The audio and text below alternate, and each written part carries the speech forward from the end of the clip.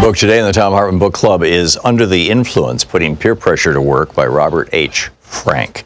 And I'm reading from the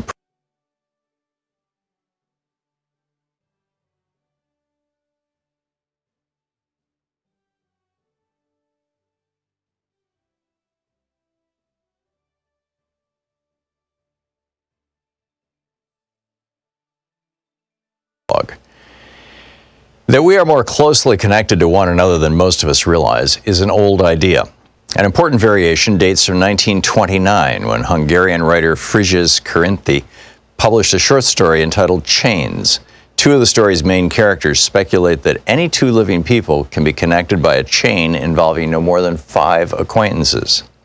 That some such chains exist is hardly surprising, since most of us can think of people in distant locations to whom we're connected through a small number of intermediaries. The man bites dog aspect of Karinthy's conjecture is that almost any two people, A and E, could be linked by a chain like A knows B, B knows C, C knows D, who knows E. One of the first systematic attempts to test this claim came in the 1960s with a series of experiments by the psychologist Stanley Milgram. In it, he sent packages containing a small booklet to 96 people chosen at random from the Omaha, Nebraska telephone directory. His cover letter asked them to try to forward the booklet to a specific residence of Boston, Massachusetts, through a chain of personal acquaintances. He told them the name and address of the Boston resident, that he worked as a stockbroker, and that the first person in their chain should be somebody they knew on a first-name basis. Milgram also advised them to choose someone they believed, presumably based on the target's location and occupation, could be socially closer to the target than they were themselves. Subsequent recipients in the chain were asked to forward the same instructions.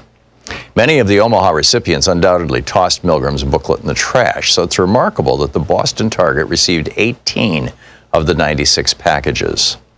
The average number of links in the 18 chains was 5.9. But the now familiar expression 6 degrees of separation would not gain broad currency until many years later, when John Guare's play by that name premiered on Broadway in 1990. The concept became a meme in full when 4 Albright College students introduced 6 Degrees of Kevin Bacon in 1994, a game designed to measure the professional proximity of an actor, living or dead, to the American film star Kevin Bacon. An actor has a Bacon number of 1, for example, if he or she appeared in the same film with Bacon. Someone who appeared in a film with another actor who appeared in a film with Bacon has a Bacon number of 2, and so on. The average Bacon number is 2.95 among actors who have one. In that group, even the actor most distant from Bacon, William Rufus Shafter, has a Bacon number of only 7. Shafter, a Union Army officer during the Civil War, appeared in 2 films in 1898. For academics who study social connectedness, the 6 degrees concept gained little traction until 1998. That's when the sociologist Duncan Watts and the mathematician Steve Straga published their landmark paper, Collective Dynamics of Small World Networks in Nature. In the years since then, this paper has provided the mathematical foundation for the analytical tools that social scientists have been using with such remarkable success to study how ideas and behaviors spread through populations like infectious diseases. It has already been cited by other scholars more than 38,000 times and is one of the few papers ever published to be among the most widely cited works in multiple disciplines. In his 1976 book, The Selfish Gene, the evolutionary biologist Richard Dawkins coined the term meme, which Webster now defines as an idea, behavior, style, or usage that spreads from person to person within a culture. The meme is to cultural transmission, Dawkins argued, as the gene is to biological transmission. One of Charles Darwin's central insights was that natural selection favors genetic variations that enhance the individual organism's ability to survive and reproduce. Much of the time, the same variations also benefit larger groups, but often not. For example, an inclination to cheat when no one's looking might benefit individuals, but widespread cheating almost always makes matters worse for groups. It is the same with memes. The memes that propagate most successfully are often ones that benefit both individuals and groups. But here too, not always. As the legal scholar Jeffrey Stake has argued, ideas should not be treated as inert products, but as living things that sometimes exert some influence over their environment. Some of the ideas are more adept at surviving than others, and the ones that survive will not necessarily be good for humans. It is often hard to evaluate whether a specific behavior even qualifies as a meme, and if so, whether its consequences on balance are positive or negative. Yet sometimes the evidence is clear. We know, for example, that the strongest predictor of whether people will take up smoking is the proportion of their close friends who smoke. Smoking is thus clearly a meme. The negative health consequences of smoking are also conclusively documented, and most smokers themselves express regret over having started. By definition, then, smoking unambiguously qualifies as a socially destructive meme. On the other side of the ledger, we have compelling evidence that the adoption of photovoltaic solar panels is both socially contagious and almost uniformly positive in terms of environmental consequences. Accordingly, few would object to calling the practice a socially beneficial meme. Adam Smith, widely considered the father of economics, is often cited in defense of the claim that competitive markets produce the greatest good for the greatest number. The book is Under the Influence by Robert H. Frank. Hey, my new book, The Hidden History of the War on Voting, Who Stole Your Vote and How to Get It Back, is arriving in bookstores on February 10th. More information is available at all fine bookstores. I cover how the heartbeat of democracy depends on the vote. This book goes into depth on the racist legacy of our vote and the unique struggles of African Americans, women, and Native Americans. In part 2, there's a deep dive into the economic royalist modern war on voting. And part 3 is the solution section, how to get out there and get active. I'm also on the road to the book tour for The Hidden History of Voting. Join me on Monday, February 17th in San Francisco for the Berkeley Arts and Letters series, on Wednesday, February 19th at Town Hall, Seattle, Sunday, February 23rd for the Blue State Ball in Minneapolis, Friday, February 28th at Powell's in Portland, and Sunday, March 1st in Chicago. More information is available at thomhartmann.com. This is the Thom Hartmann Program. Well, happy Impeachment Day. It's also Citizens United Day. Today is the 10th anniversary of Citizens United, and it's the day that the trial of Donald Trump starts in the Senate. And I see a very clear connection between the two, because Citizens United and the two Supreme Court decisions that preceded it, Buckley and Bellotti, those decisions, 76, 78, and 2010, basically completely transformed the Republican Party into a complete shill party. I don't know how to describe it beyond that. It's shills for billionaires, shills for big corporations. The Republican Party bought and sold as a result of the Supreme Court legalizing that kind of behavior. But let's talk about the impeachment. While Donald Trump is on trial in the Senate, many commentators are pointing out that the Senate is also at trial, but not a lot of people are pointing out that democracy is on trial. The American Republic is on trial. The Constitution is on trial. The idea of constitutionally limited separations of power is on trial here. The executive branch, the president, and the legislative branch, Congress, are supposed to operate as two separate spheres. And when Mitch McConnell comes out and says, well, I'm working closely with the president and we're going to basically rig this trial, that's insanely destructive to democracy. And have no doubts.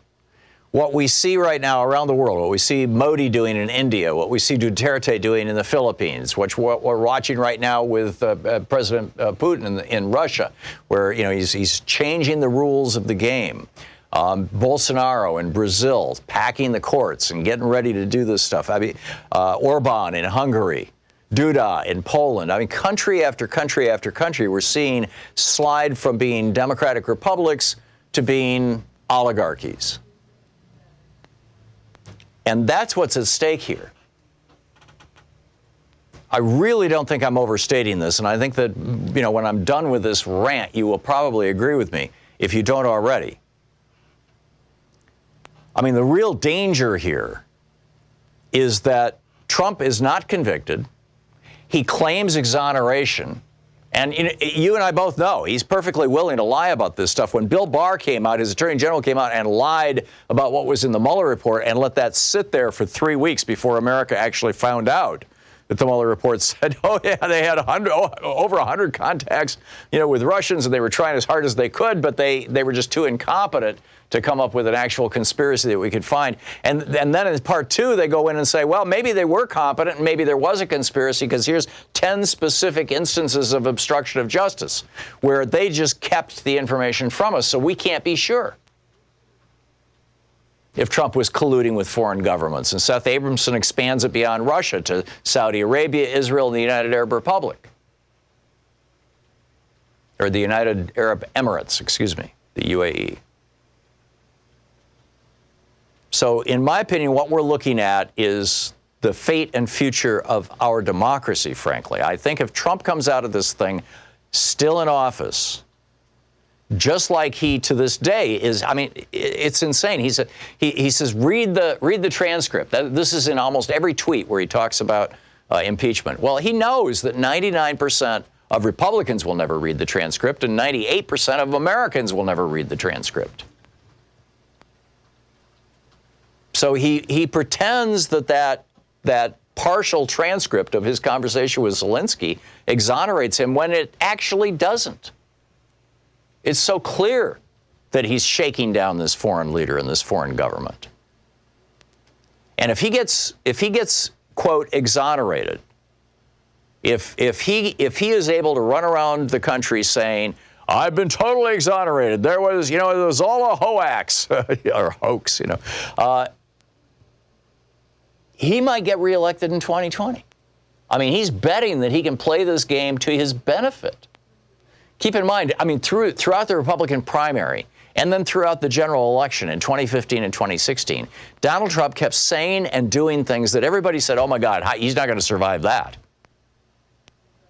There's no way. From the Billy Bush tape to trashing John McCain. The list just goes on and on and on. And yet he used all of that, all the publicity that came from that, to make everything about him. And here he is. He's president of the United States. So just to go back to first principles, Federalist 65 is where Alexander Hamilton, who was not a slaveholder and worked much of his life against slavery, he was from New York. Alexander Hamilton writes in Federalist 65, in the first paragraph, this is where he was talking about this entire Federalist paper. This particular Federalist paper is written about impeachment. And Alexander Hamilton talking about, quote, a well-constituted court for the trial of impeachments. That's the first sentence.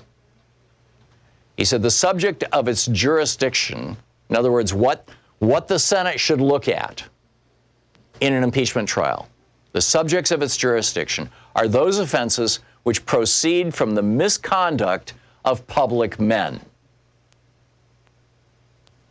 Or, in other words, from the abuse or violation of some public trust.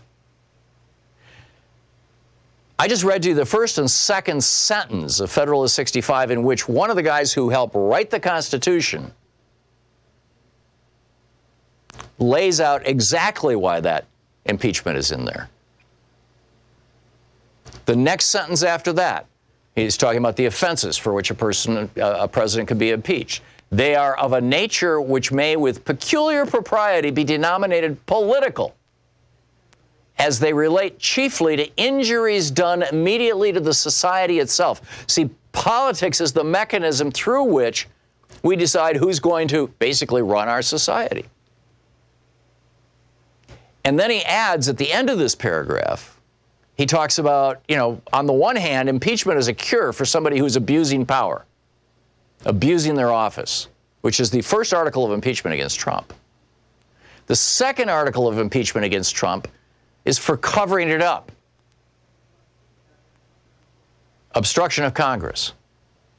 The White House has turned over not one document. This has never happened before in an impeachment trial. Andrew Johnson, Bill Clinton, and even the initial impeachment investigation for Richard Nixon. In every case, the White House turned over documents that were subpoenaed.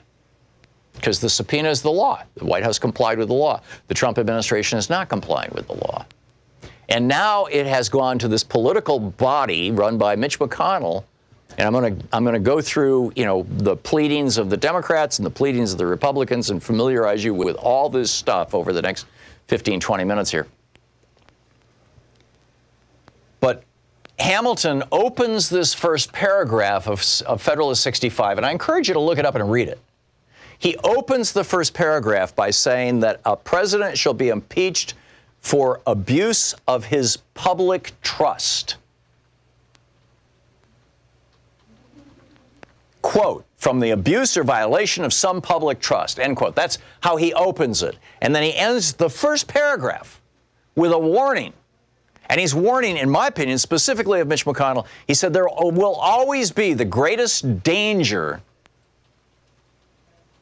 that the decision, in other words, the vote in the Senate, in the trial, will be regulated more by the comparative strength of political parties than by the real demonstrations of innocence or guilt.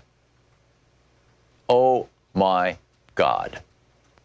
Alexander Hamilton, not a slaveholder, back in 1788, March 7th, 1788, saying the greatest danger will be that the decisions will be regulated more by the comparative strength of parties than by the real demonstration of innocence or guilt.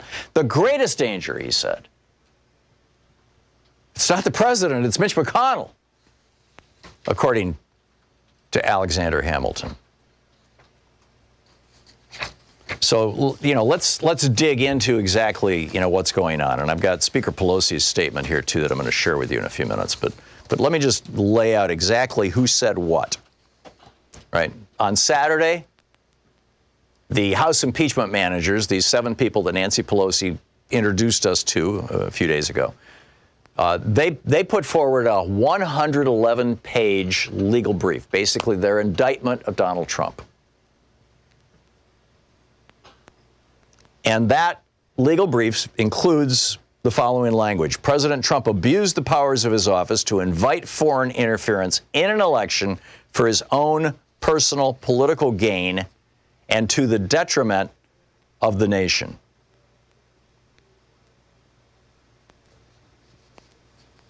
The powers which he swore a sacred oath to use for the nation's benefit. Actually, the next sentence. The American people entrusted President Trump with extraordinary powers vested in his office by the Constitution, powers which he swore a sacred oath to use for the nation's benefit. President Trump broke that promise. He used presidential powers. This is from what the Democrats filed with the Senate. He used presidential powers to pressure a vulnerable foreign partner to interfere in our elections for his own benefit. In doing so, he jeopardized our national security and our democratic self-governance. He then used his presidential power to orchestrate a cover-up, unprecedented in the history of our republic. A complete and relentless blockade of the House's constitutional power to investigate high crimes and misdemeanors. That's the first, full paragraph from the preamble of this page. And then they continue. President Trump maintains that the Senate cannot remove him even if the House proves every claim in the articles of impeachment, which he has. I'll get to that in a little bit. This is a chilling assertion. It is also dead wrong. The framers deliberately crafted a constitution that allows the Senate to remove presidents who, like President Trump, abuse their power to cheat in elections, betray our national security, and ignore checks and balances. That President Trump believes otherwise and insists he is free to engage in such conduct again only highlights the continuing threat he poses to the nation if allowed to remain in office. Now, that brief was responded to by a 6-page brief from the president's people. I'll read that to you, or pieces of it, after the break, and share this with you.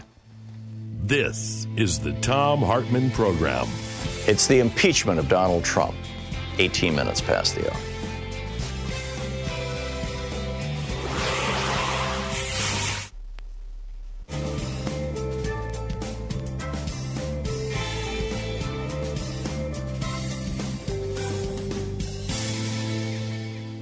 And welcome back, Rick in Los Angeles, listening on KPFK. Hey, Rick, what's on your mind today?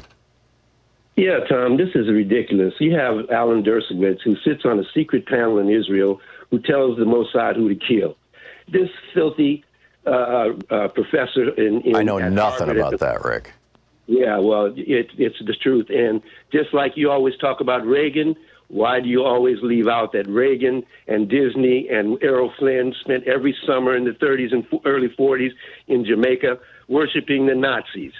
So why do we don't talk about this? This is ridiculous. We have been Nazified in this country since 1944. Yeah, Rick, we don't need to go down these rabbit holes to indict Dershowitz. Dershowitz himself in '98 came out and said that you can and must impeach a president, remove a president from office even if he has not committed a specific crime.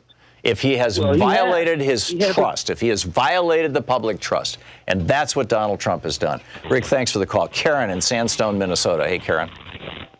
Hi, Tom. I really think we need to have a huge demonstration about impeach, remove, and arrest this guy and his whole spider's nest that goes with him. And the best weekend for that is Valentine's weekend. President's Day is Monday. Let's all show up somewhere. That's like 4 weeks from now, right? Yeah, and More I or think less. there's some sort of an impeachment vote on the 23rd. And I thought, do something for the heart of this country, for yourself too. Yeah. Show up at military cemeteries and demonstrate.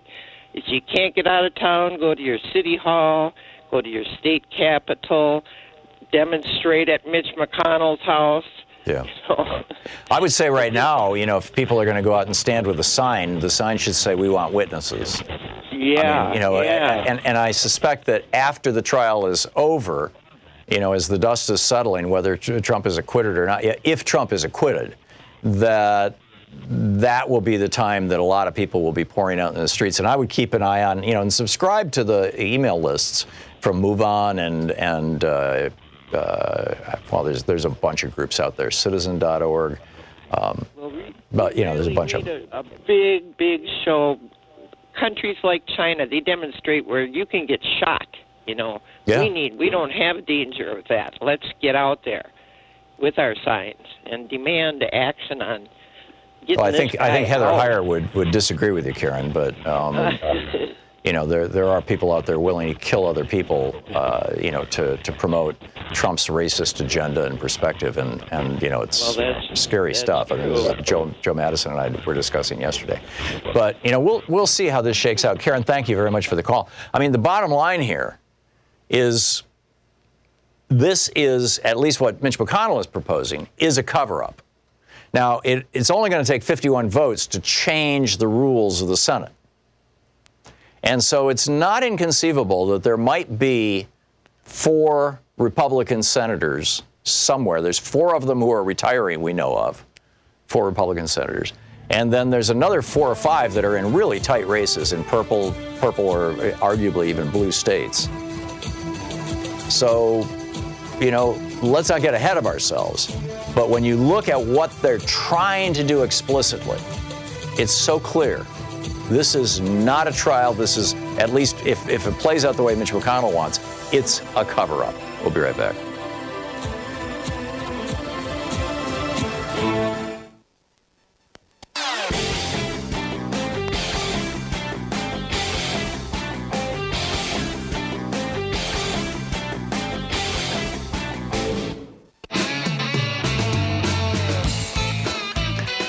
Welcome back. Thom Hartmann here with you. So, as I said, the House impeachment managers presented this 111-page document. I read several paragraphs from the preamble to you a little bit ago. In response to this, Trump's team put together a 6-page rebuttal, and in it they argue that not only is this impeachment trial BS, basically, but that Trump should, and what Trump did is just fine, thank you very much. It was a perfect phone call and a perfect shakedown. But that he should be allowed to do this kind of thing going forward. and that even if the Senate votes to remove him from office, maybe he shouldn't leave. I'll read you the opening two paragraphs. This is the Honorable Donald J. Trump, President of the United States, hereby responds. The articles of impeachment submitted by House Democrats are a dangerous attack on the right of the American people to freely choose their president. In other words, they're asserting that the Democrats are, basically trying to undo the 2016 election. But the fact of the matter is that, what screwed up the ability of Americans to freely choose their president was the Electoral College. 3 million more people voted for Hillary Clinton than Donald Trump, yet Donald Trump's in the White House. Number one. And number two, you want to see who's trying to undo the, quote, right of the American people to freely choose, end quote, their elected officials? Look in West Virginia, where they just pulled a couple 100,000 people off the voting rolls, mostly in cities that tend blue. Look at Wisconsin, that just did the same thing. Look at Ohio, that took it to the Supreme Court and won.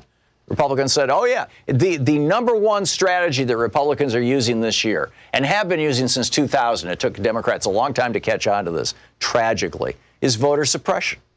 But anyhow, back to Trump's rant. The articles of impeachment submitted by House Democrats are a dangerous attack on the right of the American people to freely choose their president. This is a brazen and unlawful attempt to overturn the results of the 2016 election and interfere with the 2020 election, now just months away. The highly partisan and reckless obsession with impeaching the president began the day he was inaugurated and continues to this day. The articles of impeachment are constitutionally invalid on their face, write the Republican lawyers. They fail to allege any crime or violation of law whatsoever, let alone high crimes and misdemeanors as required by the Constitution. Well, obviously, that's not the case. I mean, many have argued that they should have actually used the word bribery in Article 1. I agree with that. I think they should have. But basically what the lawyers are saying is because they didn't use the word bribery, there's no there. They go on. They are the result of a lawless process. That would be the House inquiry, that violated basic due process and fundamental fairness. Nothing in these articles could permit even beginning to consider removing a duly elected president or warrant nullifying an election and subverting the will of the American people. So that's basically how the Republicans responded. And, then they continue. In fact, they say the articles themselves and the rigged process that brought them here are a transparently political act by House Democrats. And then they wrap that paragraph up saying, even so, all the House Democrats have succeeded in proving is that the president did absolutely nothing wrong. Right. This is signed, by the way, by Jay Sekulow and Pat Cipollone. Now, McConnell is saying, okay, you want witnesses? We'll discuss it after we have the trial, just before we vote. And we will not have the witnesses. We will have a discussion about whether we'll have the witnesses. And not only that, they may be subject to deposition, which will mean it'll take so long that it won't happen. This is a cover-up, pure and simple. You're listening to the Thom Hartmann Program. Call 202-808-9925. Back with more of the news of the day, my rant and your thoughts. Stick around.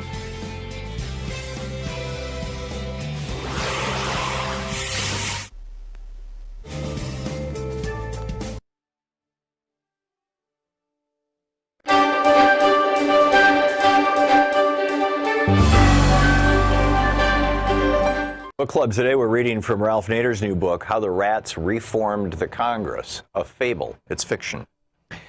Chapter 1. Invader.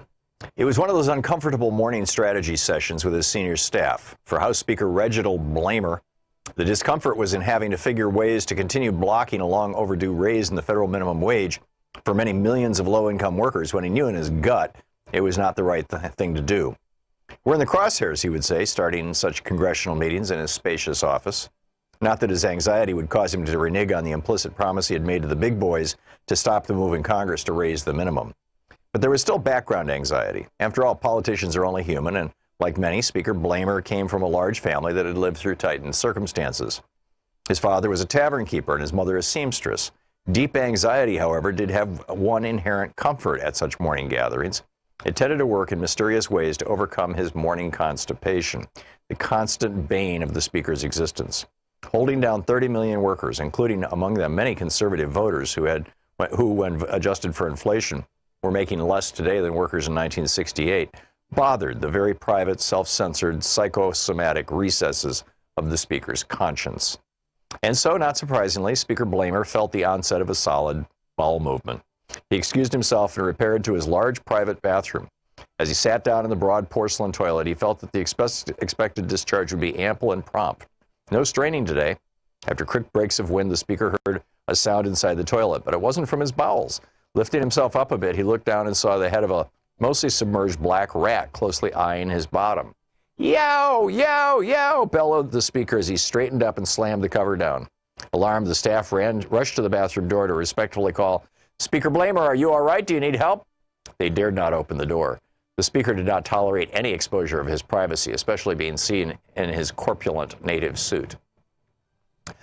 Another more normal person might have replied, "Yeah, I'm okay, it's just that there's a rat in the toilet bowl." But Speaker Blamer was not a normal person.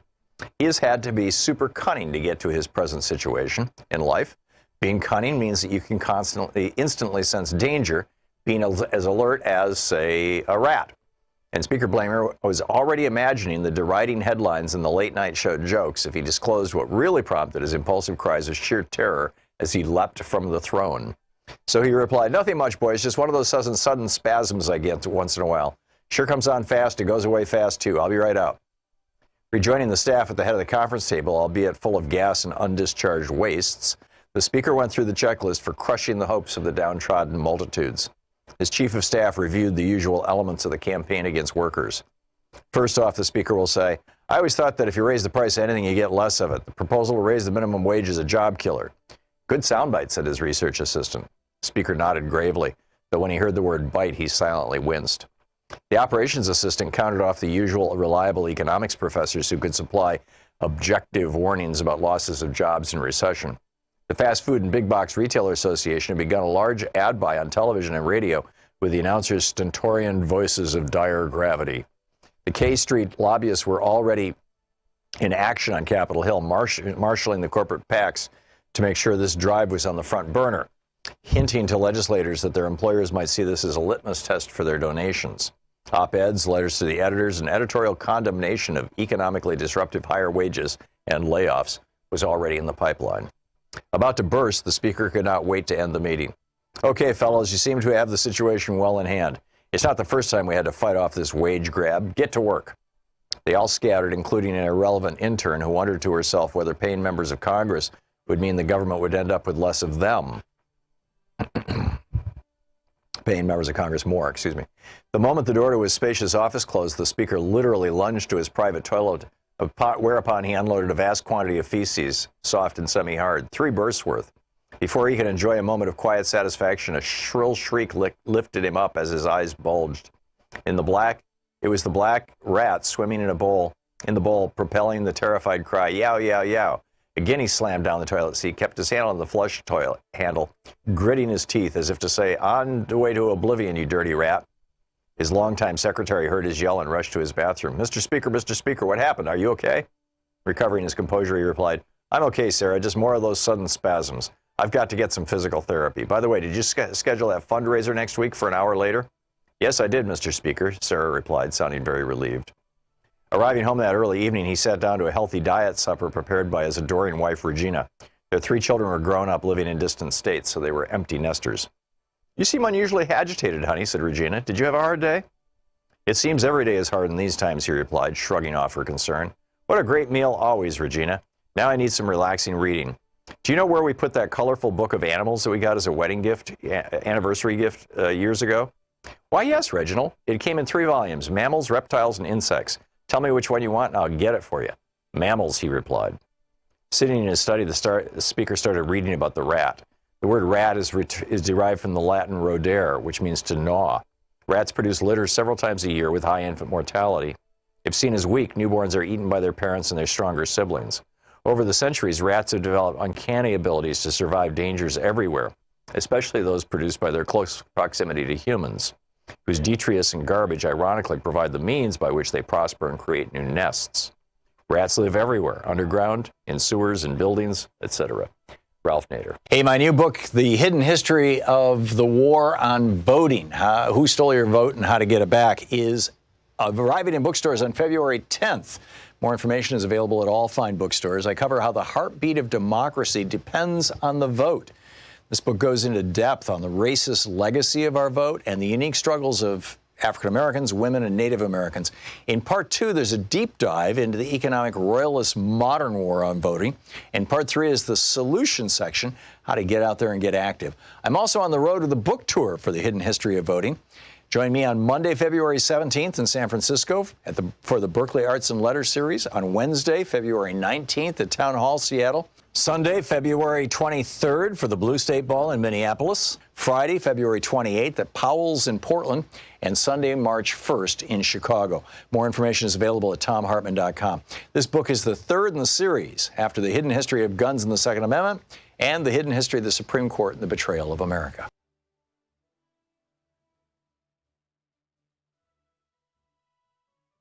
The Hidden History of Guns and the Second Amendment, and The Hidden History of the Supreme Court and the Betrayal of America.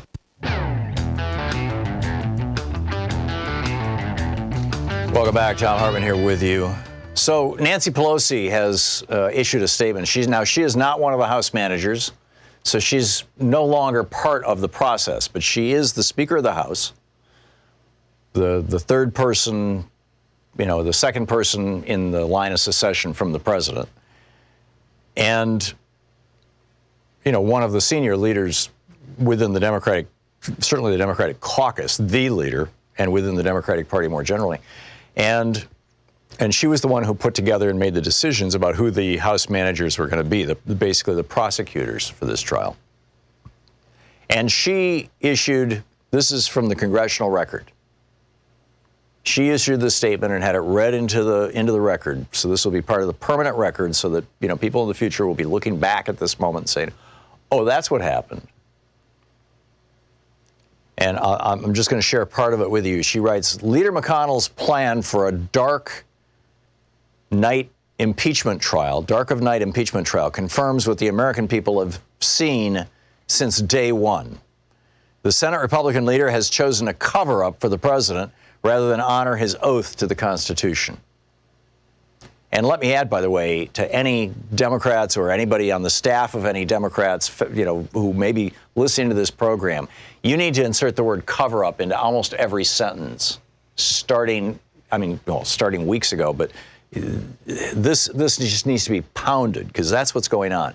Mitch McConnell is running a cover-up, or he's trying to, and he may succeed. It's all going to hang on whether there's 4 or more Republicans in the Senate who are willing to do the right thing, who are respectful of Alexander Hamilton's comments, for example. She continues. She says, shamefully, this sham proposal does not even allow for admitting the House record into evidence at the trial. By the way, Mitch McConnell was speaking a little while ago, as is usually the case, as we did with the House speeches. I've heard from the Republicans, thank you very much. I don't need them on my air.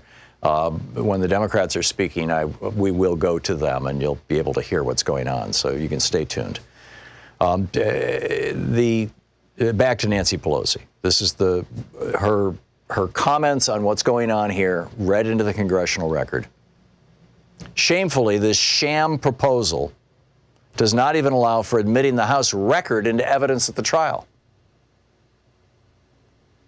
In other words, McConnell is saying, we don't even want to know evidence that the House found that they thought was impeachable. We don't want to hear any evidence at all. Anyhow, back to Nancy Pelosi. Leader McConnell's process is deliberately designed to hide the truth from the Senate and from the American people, because he knows that the president's wrongdoing is indefensible and demands removal. No jury would be asked to operate on McConnell's absurdly compressed schedule, and it is obvious that no senator who votes for it is intending to truly weigh the damning evidence of the president's attacks on our Constitution. Nancy Pelosi continues, the public now knows why Leader McConnell has been hiding his resolution. It just came out this morning, right? His proposed rules for the trial. Now the public knows why Leader McConnell has been hiding his resolution. The Clinton comparison was a lie. Clearly and sadly, Leader McConnell has misled the American people, Nancy Pelosi writes. For weeks, he has insisted that he will adhere to the rules used during the Clinton impeachment trial and that fair is fair. But his proposal rejects the need for witnesses and documents during the trial itself. In contrast, for the Clinton trial, witnesses were deposed and the president provided more than 90,000 documents. President Trump undermined our national security, jeopardized the integrity of our elections, and violated the Constitution, all for his personal political gain. And he has repeatedly said he would do so again. Duty, honor, and country are at stake, writes Nancy Pelosi. Every senator who supports this sham process must be held accountable by the American people.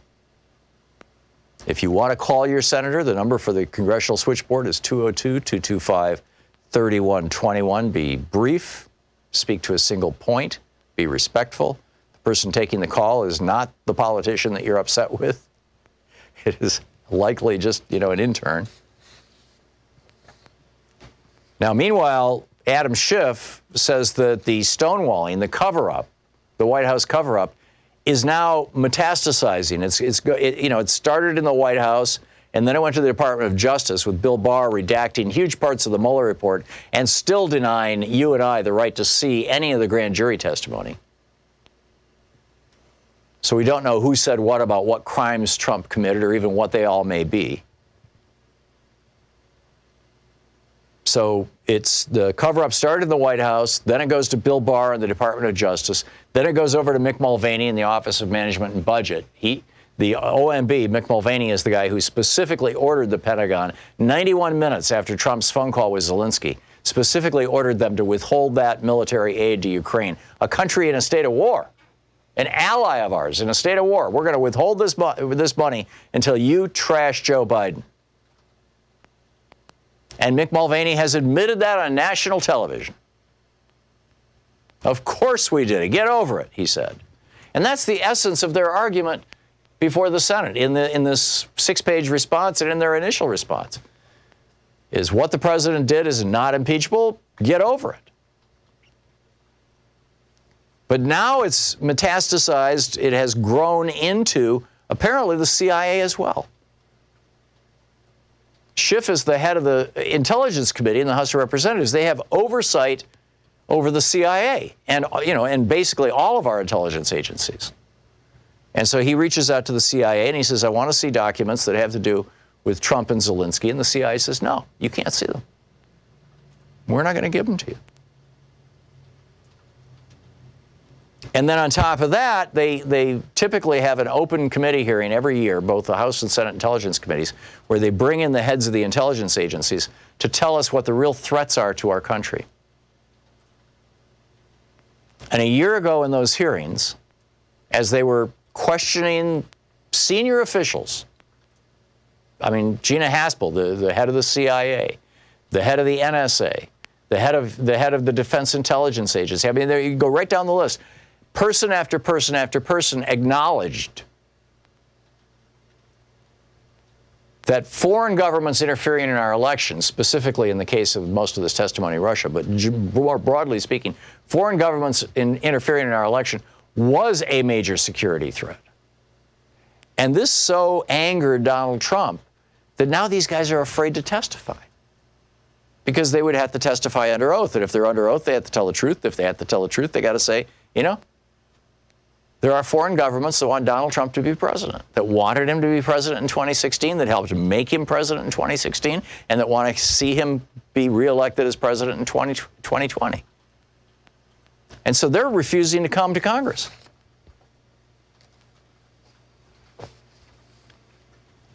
Cipollone, in his 7-page letter, he goes on to say that the reason, why did we have impeachment? Why was it written into the Constitution?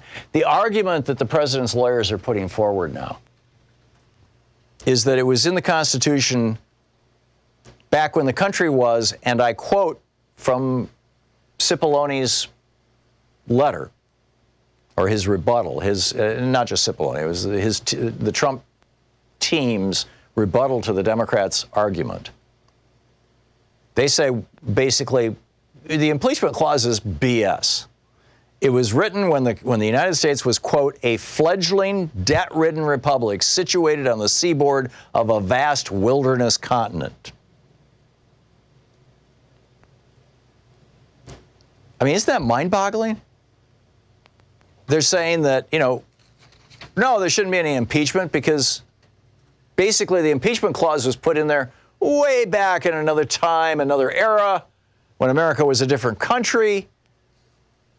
And the concern about foreign entanglements, you keep in mind, I mean, George Washington's farewell address, the whole battle between between Adams and Jefferson, if you go back and look at the early history of this country, what people were terrified of was foreign entanglements.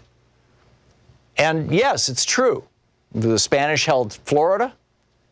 The British held Canada to our south and our north. Louisiana was held by the French, or the Louisiana Territory. And there were, a lot of really seriously angry Native Americans to the west. So, yeah, we were, quote, a fledgling, debt-ridden republic situated on the seaboard of a vast American continent. But that doesn't mean that they thought impeachment should only be there for 10 or 20 years. They put it in the Constitution. It's for all time. Which is not to say that the Constitution or the people who wrote it were some kind of geniuses. I mean, I think many of them were very smart, but, it wasn't like this is the revealed word of God. These were just people.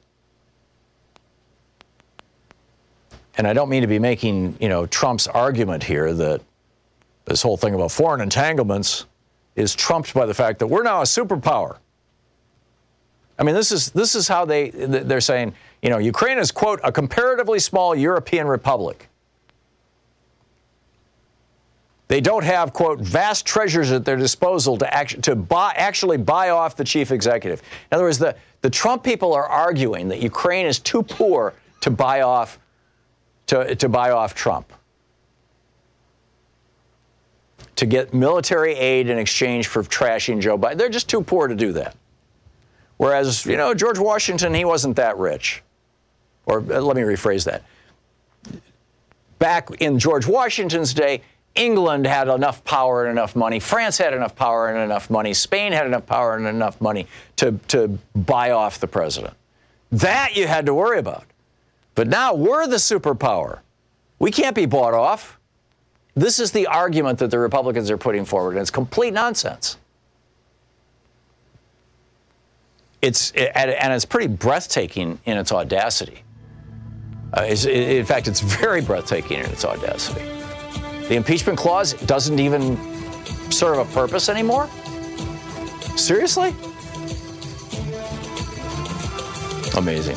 I'll pick up your calls after that. There's also a lot of other stuff going on. This new SARS-like coronavirus in China has now been documented with human-to-human transmission. Get ready. This is going to be a weird ride. We'll be right back. You're listening to Thom Hartmann. Visit thomhartmann.com for audio and video archives. Oh, Chuck Schumer is speaking right now. We'll go to that, and then we'll pick up your calls. Stick around.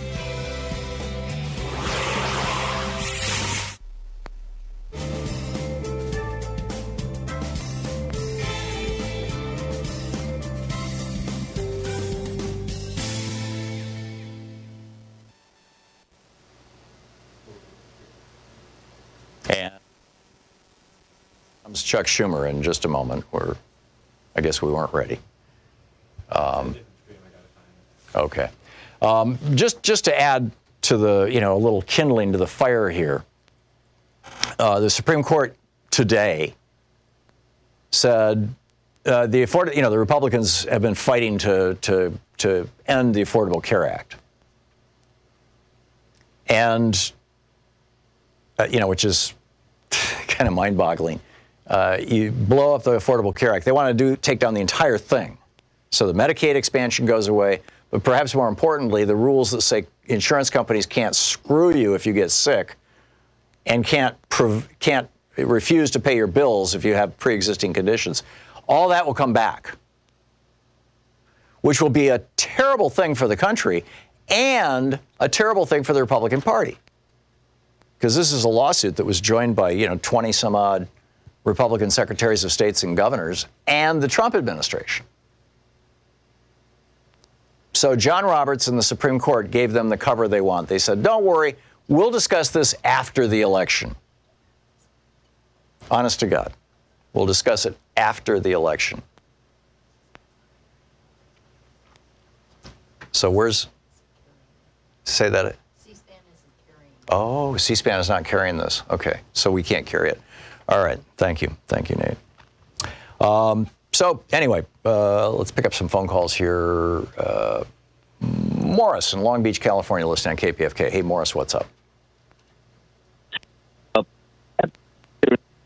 Morris, your phone is breaking up terribly. I'm going to put you on hold, and Morris is on 2, Joyce. Maybe you and Joyce can work it out. Lamar in Los Angeles. Hey, Lamar, what's up? Yeah, Tom, how are you doing? Good. Great. Yeah, quick question. Do you have any confidence in the impartiality of John Roberts? And I'm basing that on the fact that he and the Supreme Court decided to hear Trump's case about releasing his taxes, and they decided to hear the case, which I thought was a case that they normally would not hear. So I'm just kind of wondering how impartial he's going to be during the Senate trial. Roberts has been a Republican actor for a long, long time. I mean, he was in the Reagan Justice Department. In 2000, he flew down to Florida and helped them put together the challenge to, the Bush v. Gore Supreme Court challenge to stop the recount in Florida. He was rewarded for that by George W. Bush by making him Chief Justice. I mean, it's that's who he is. And then, he gutted the Voting Rights Act. So, no, I don't have a lot of confidence in Roberts' impartiality. I think he's going to do everything he can to cut the Republicans as much slack as possible. That said, he does have the weight of history on his shoulders. I mean, the one thing that we've seen about Roberts in the last couple of years is that he seems to be becoming an institutionalist. So the big question, and we won't know the answer until the trial actually starts and we see how he behaves, is whether John Roberts' loyalty to the institution of the Supreme Court and the Constitution outweighs his loyalty to the Republican Party.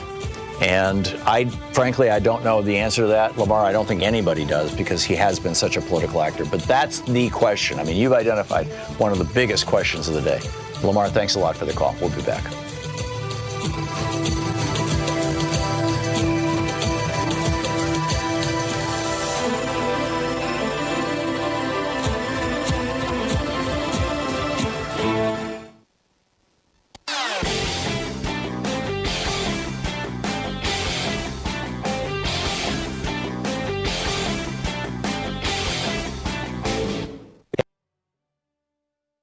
Hey, my new book, The Hidden History of the War on Voting, Who Stole Your Vote and How to Get It Back, is arriving in bookstores on February 10th. More information is available at all fine bookstores. I cover how the heartbeat of democracy depends on the vote. This book goes into depth on the racist legacy of our vote and the unique struggles of African Americans, women, and Native Americans. In part 2, there's a deep dive into the economic royalist modern war on voting. And part 3 is the solution section, how to get out there and get active. I'm also on the road to the book tour for The Hidden History of Voting. Join me on Monday, February 17th in San Francisco for the Berkeley Arts and Letters series, on Wednesday, February 19th at Town Hall, Seattle, Sunday, February 23rd for the Blue State Ball in Minneapolis, Friday, February 28th at Powell's in Portland, and Sunday, March 1st in Chicago. More information is available at thomhartmann.com. This book is the third in the series after The Hidden History of Guns and the Second Amendment and The Hidden History of the Supreme Court and the Betrayal of America. And welcome back. Thom Hartmann here with you. And let's see here. Ida in Knoxville, Georgia. Hey, Ida, what's on your mind today? Good evening, Tom. Listen, the reason McConnell cannot let Trump be impeached goes back to when, right after Trump was inaugurated for president, he pointed McConnell. McConnell made a statement on TV that his father-in-law had sent him and his wife $1 million. Shortly after that, they made McConnell's wife, I believe it was ambassador to Italy, and she sits on the table with Trump. And you know how Trump is. If you upset him, he fires them. And McConnell cannot afford to have his wife fired. So whatever Trump says, he's going to back whether he lies or what.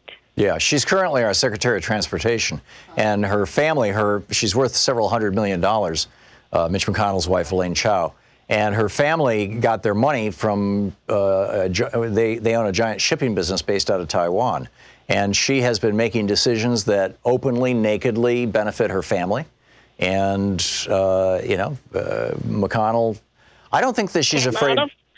Say what? I think McConnell is afraid. I don't think so. I don't think that either one of them are afraid of Trump. I think that they are all just as corrupt as Trump, and they're quite happy to go along with this. They're making money hand over fist, these people. So, But I appreciate you listening. Okay, thank you, Ida. I appreciate the call. Michael in Bronx, New York. Hey, Michael, what's up?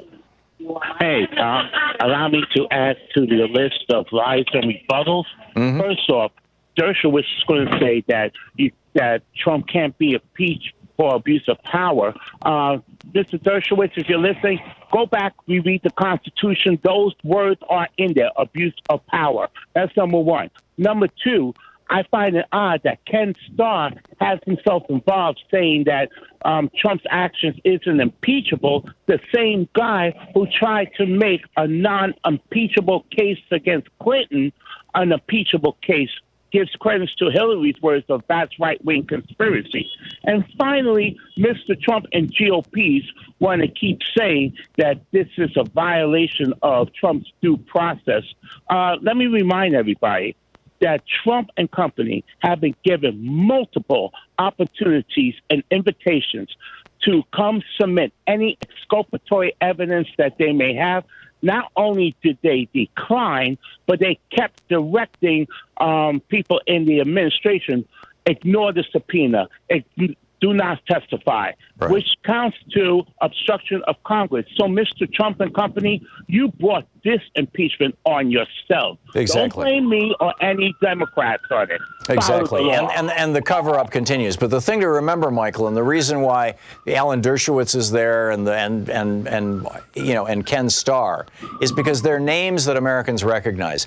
This show, as it were, this impeachment trial is going to be conducted not for the sake necessarily of the Republican or any of the senators. It's being conducted for middle America. This is Trump is going to turn this into part of his campaign, his 2020 presidential campaign. And he doesn't care what impact it has on other Republican senators.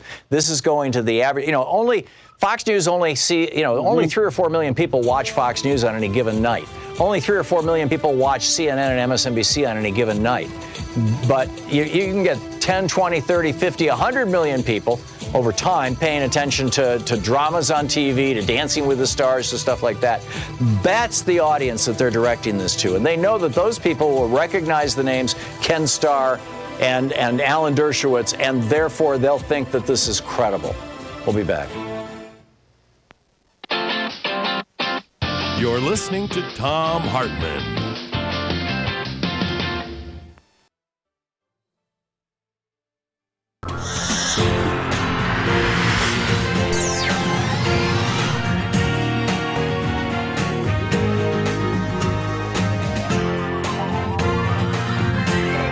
We say fight back!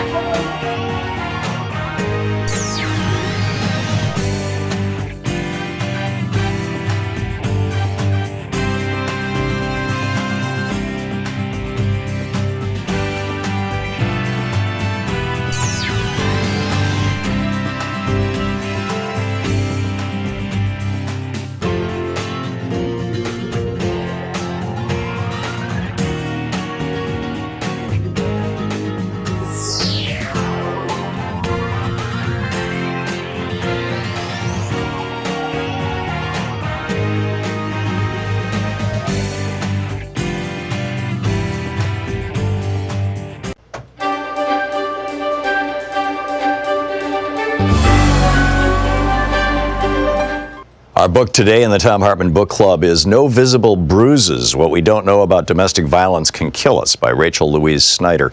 I'm reading from the preface. This is page 4. Suzanne and I exchanged small talk on her brother's driveway that day in 2010. She and the family were still in preparation and packing mode for their annual camping vacation into the hinterlands of Maine, and Suzanne had been greeted by her brother Andre with a long shopping list. She had told me she worked for a domestic violence agency in town and that they had recently developed a new program that she was calling the Domestic Violence High Risk Team. Their primary aim was simple, she said. We try to predict domestic violence homicides before they happen so we can prevent them. It sounded immediately implausible. So implausible, in fact, that I thought I'd misheard some elemental piece of it. Predict, I remember saying? You said predict domestic violence homicides? I had come across domestic violence in my reporting over the years, not only in Cambodia, but also in places like Afghanistan, Niger, and Honduras. But it had never been a focus for me. Instead, it was always adjacent to whatever other story I was writing, so much so that it was practically banal.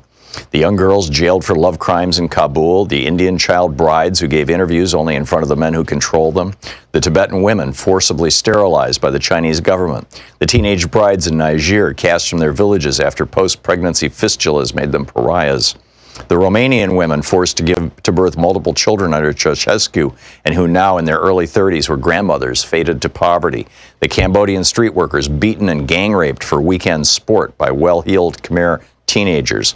All of these women in every country were brutalized and controlled by men as a matter of routine. Men made the rules, primarily through physical violence. It was there, lurking in practically every story I'd ever covered around the world, a shadowy background so obvious I didn't even have to ask about it most of the time. It was as common as rain. Until that moment in the driveway with Suzanne Dubas, if I thought of domestic violence in the United States at all, I saw it as an unfortunate fate for the unlucky few, a matter of bad choices and cruel environments. A woman hardwired to be hurt, a man hardwired to hurt. But I never envisioned it as a social ill, an epidemic we can actually do something about. Now here was Susan Dubas talking about preventative measures for a type of violence that, for the first time, I saw operating along a continuum. The young girl in India married as a child, the Tibetan woman sterilized, the Afghan woman jailed, the housewife in Massachusetts brutalized by her husband. They all shared a common privation, what domestic violence victims across the world lacked, agency in their own lives. The forces that brought a Cambodian prostitute to the brink of death were the same forces that killed thousands of women and children and men, but mostly women and children, across America and the entire globe every year.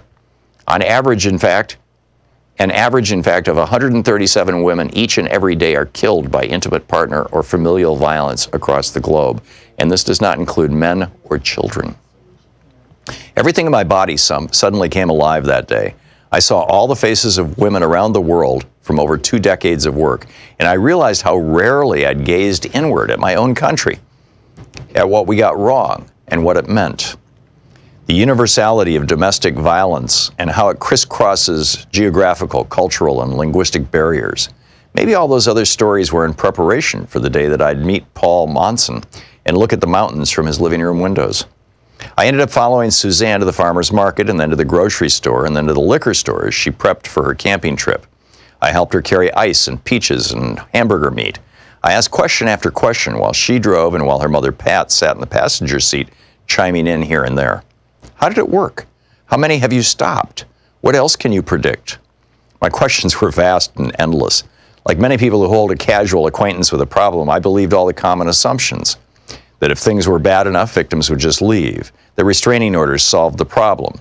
And that if a victim didn't show up to renew a restraining order, the problem had been solved. That going to a shelter was an adequate response for victims and their children. That violence inside the home was something private, unrelated to other forms of violence, perhaps most notably mass shootings. That a lack of visible injury signaled a lack of seriousness. And perhaps most of all, that unless we stand at the receiving end of a punch, such violence had nothing to do with us at all. Over the next few years, Suzanne Dubas and her colleague Kelly Dunn patiently taught me about the scope and history of an issue that still today is too often hidden. I learned why past approaches had failed and what we could do more effectively today. Between 2000 and 2006, 3,200 American soldiers were killed. During that same period, domestic homicide in the United States claimed 10,600 lives. This figure is likely an underestimate, as it was pulled from the FBI's supplementary homicide reports, which gather data from local police departments, and participation is voluntary. 20 people in the United States are assaulted every minute by their partners. Former UN Secretary General Kofi Annan called violence against women and girls the most shameful human rights violation, and the World Health Organization called it a global health problem of epidemic proportions. A study put out by the United Nations Office on Drugs and Crime cited 50,000 women around the world were killed by partners or family members in 2017 alone. 50,000 women. The UNODC report called Home the most dangerous place for women. The book No Visible Bruises by Rachel Louise Snyder. Hey, my new book, The Hidden History of the War on Voting, Who Stole Your Vote and How to Get It Back, is arriving in bookstores on February 10th. More information is available at all fine bookstores. I cover how the heartbeat of democracy depends on the vote. This book goes into depth on the racist legacy of our vote and the unique struggles of African Americans, women, and Native Americans. In part 2, there's a deep dive into the economic royalist modern war on voting. And part 3 is the solution section, how to get out there and get active. I'm also on the road to the book tour for The Hidden History of Voting. Join me on Monday, February 17th in San Francisco for the Berkeley Arts and Letters series. On Wednesday, February 19th at Town Hall, Seattle. Sunday, February 23rd for the Blue State Ball in Minneapolis. Friday, February 28th at Powell's in Portland. And Sunday, March 1st in Chicago. More information is available at thomhartmann.com. This book is the third in the series after The Hidden History of Guns and the Second Amendment and The Hidden History of the Supreme Court and the Betrayal of America.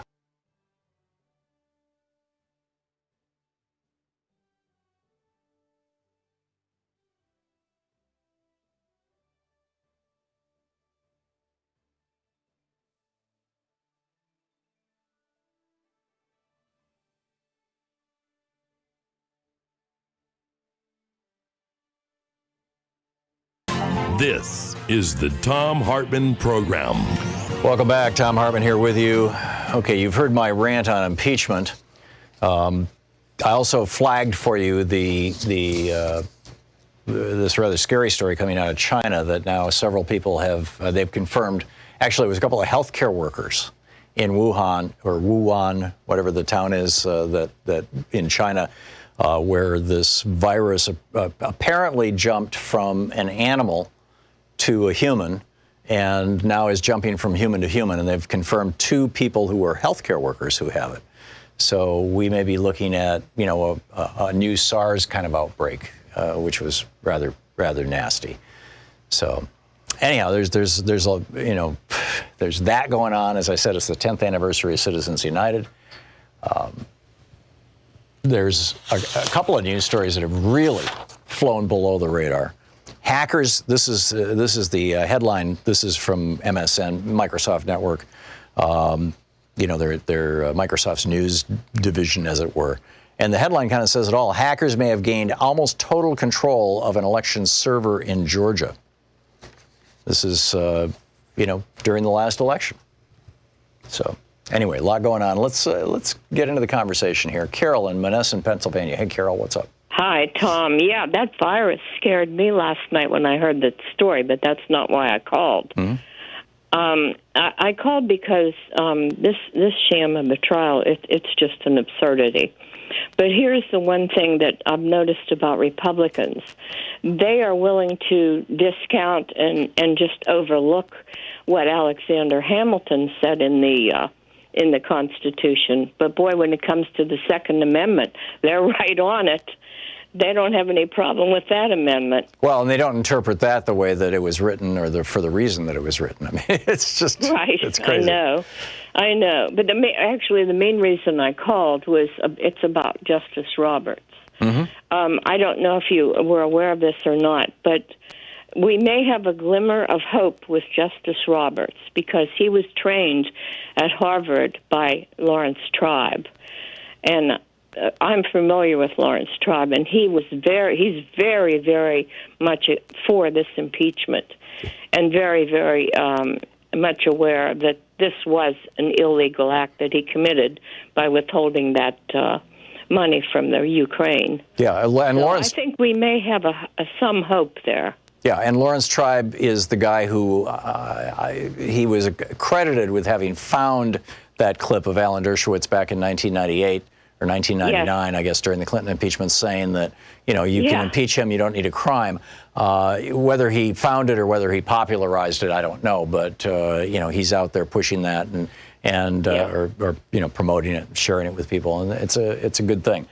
Yeah, I have a lot of respect for Lawrence Tribe, and that I think that at the impeachment trial they ought to play both the 1998 speech by Dershowitz and the one he made this week. You know, yeah. Well, I mean, think it's absurd. Increasingly, they're starting to. I mean, these guys are just complete hypocrites, and it's becoming fairly obvious.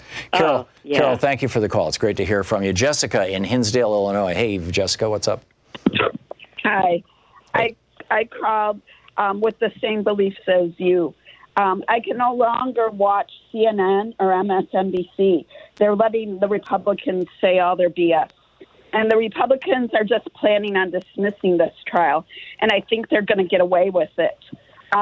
If by chance 4 Republicans do have the nerve to stand up against Trump and his mafia, then the Republicans are planning on witnesses testifying behind closed doors. Right. And the testimony will never see the light of day. Oh, I agree.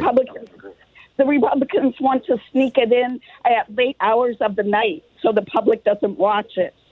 And Trump's justice system never wanted anything to do with Lev Parnas. He has too much to say to come out.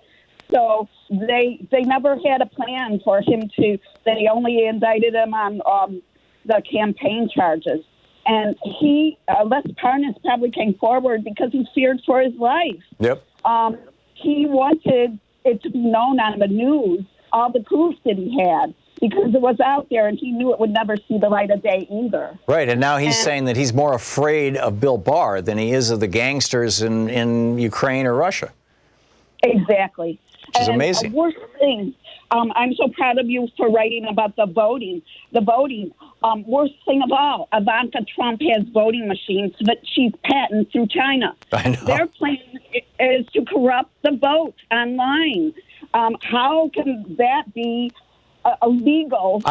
I'm guessing you're going to start seeing Ivanka Trump-branded voting machines showing up in Turkey, in Hungary, in Poland, in the Philippines. You know, whether they're going to be here or not, I don't know. But the main, I've always been suspicious of these voting machines. But the main thing that is obvious, is that they're throwing people off the voting rolls. They're using voter suppression. But Jessica, your points are all well made. Thank you. And that's really the issue. Ivan in Porter Ridge, California. Hey, Ivan, what's up? Good morning, Tom. Hey. I had a question. I've been listening to you since the first time you were in Oregon and then when you moved to D.C. in the boat.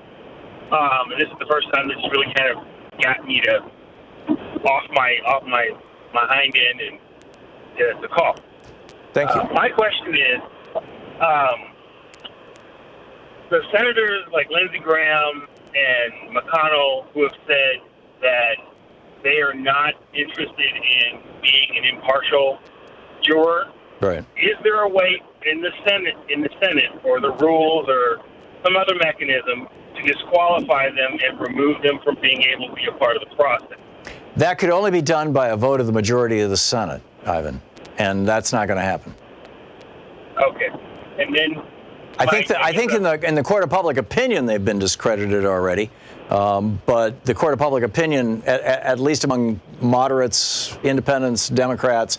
But the hardcore Republicans, that little base, that 20 to 30% base that gets most of their news from Fox News, right-wing sites on Facebook, and right-wing talk media, that little group, they don't care. They are behaving in totally tribal fashion. Trump is our tribe. We support him. We don't care what he did, period. Everybody else is evil people.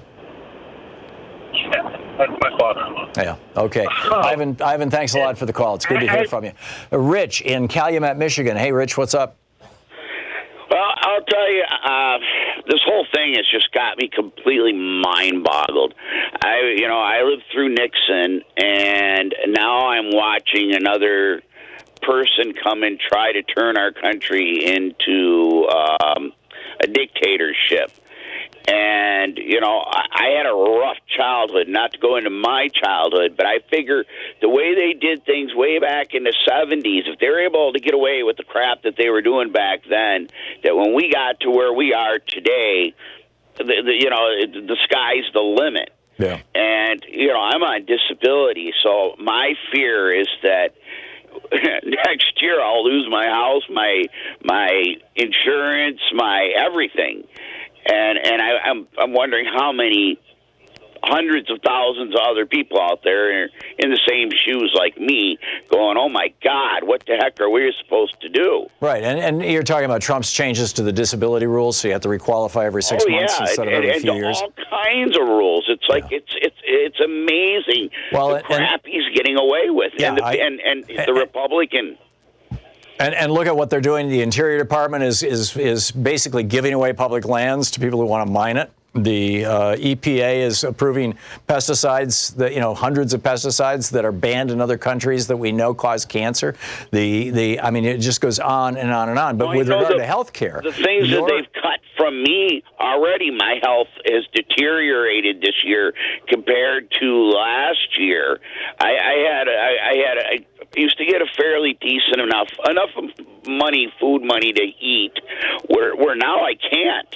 They cut food stamps. Literally, I'm barely surviving. Yeah, Rich, I wish you the very best, and thank you for sharing your story with people. It's a real one, and Rich is confronting the possibility of losing benefits, and apparently has already lost some, and he's on disability. And people who are not disabled, I mean, disabled people are a minority in our population. People who are not disabled are sitting around going, well, that's just for disabled people. Social Security disability, well, I don't have to worry about that. You may be that person one of these days. I mean, you're literally one bad car accident away from it, or one serious illness that leaves you debilitated. But B, what Trump is doing right now with the Supreme Court, trying to strike down Obamacare and do away with the ban on pre-existing conditions, do away with the ban on lifetime caps, do away with the provisions of Obamacare that are protecting you if you're an average person who is not disabled. Trump is trying to do to us, to all of us, what he's also trying to do to disabled people. This is just cruelty on steroids. It's like they must sit around and giggle and rub their hands together. Betsy DeVos, oh, we're going to tear apart the public schools. and Wilbur Ross, oh, we're gonna screw with the banking rules.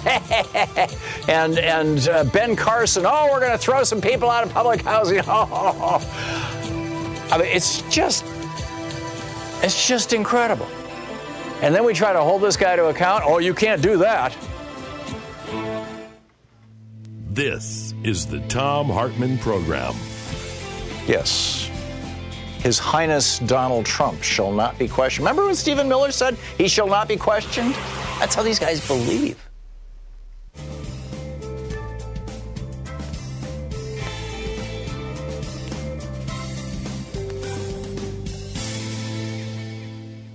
And welcome back. Lee in Tallahassee. Hey, Lee, what's up?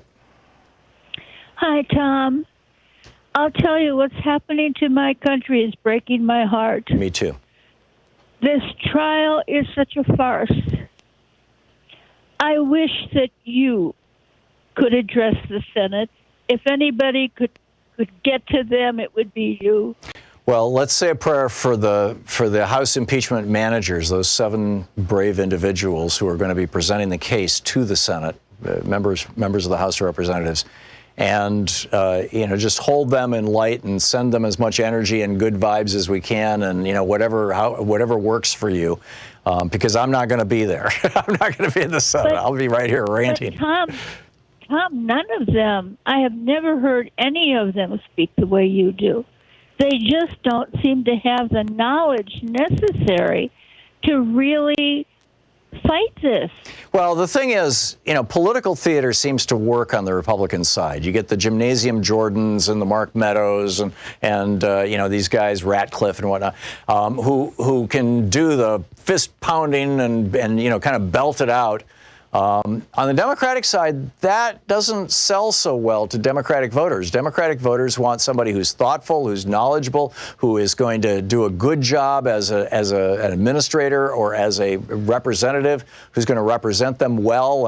And it's a different thing. And so as a consequence, the GOP has a whole bunch of bombastic, bomb throwers in it, and the Democratic Party doesn't. And I'm putting myself in that category. I know how to belt out a show. I know how to be outraged and let it show.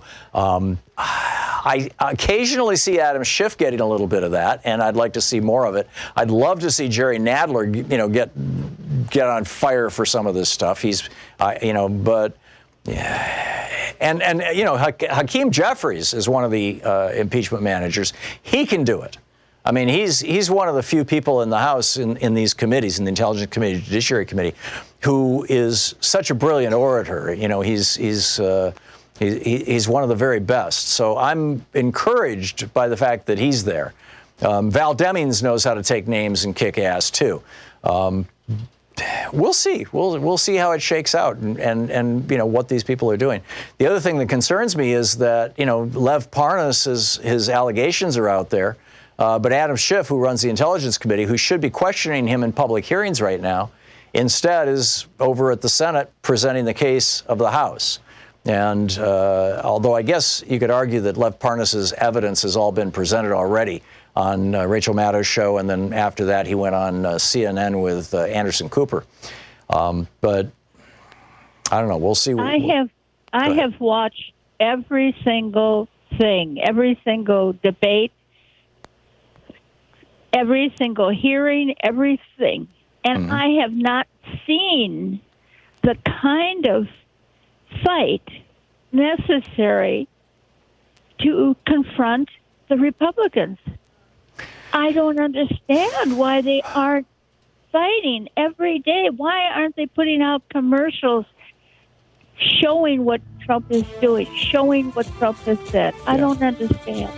Well, Lee, the Democratic Party is more of a. It is not a bunch of people all saluting the same leader. It's like if the Republican Party is dogs, the Democratic Party is cats, and they don't herd well. Lee, I got to run, but thank you for the call. I would like to see a little more fire and brimstone coming out of them too. I really would.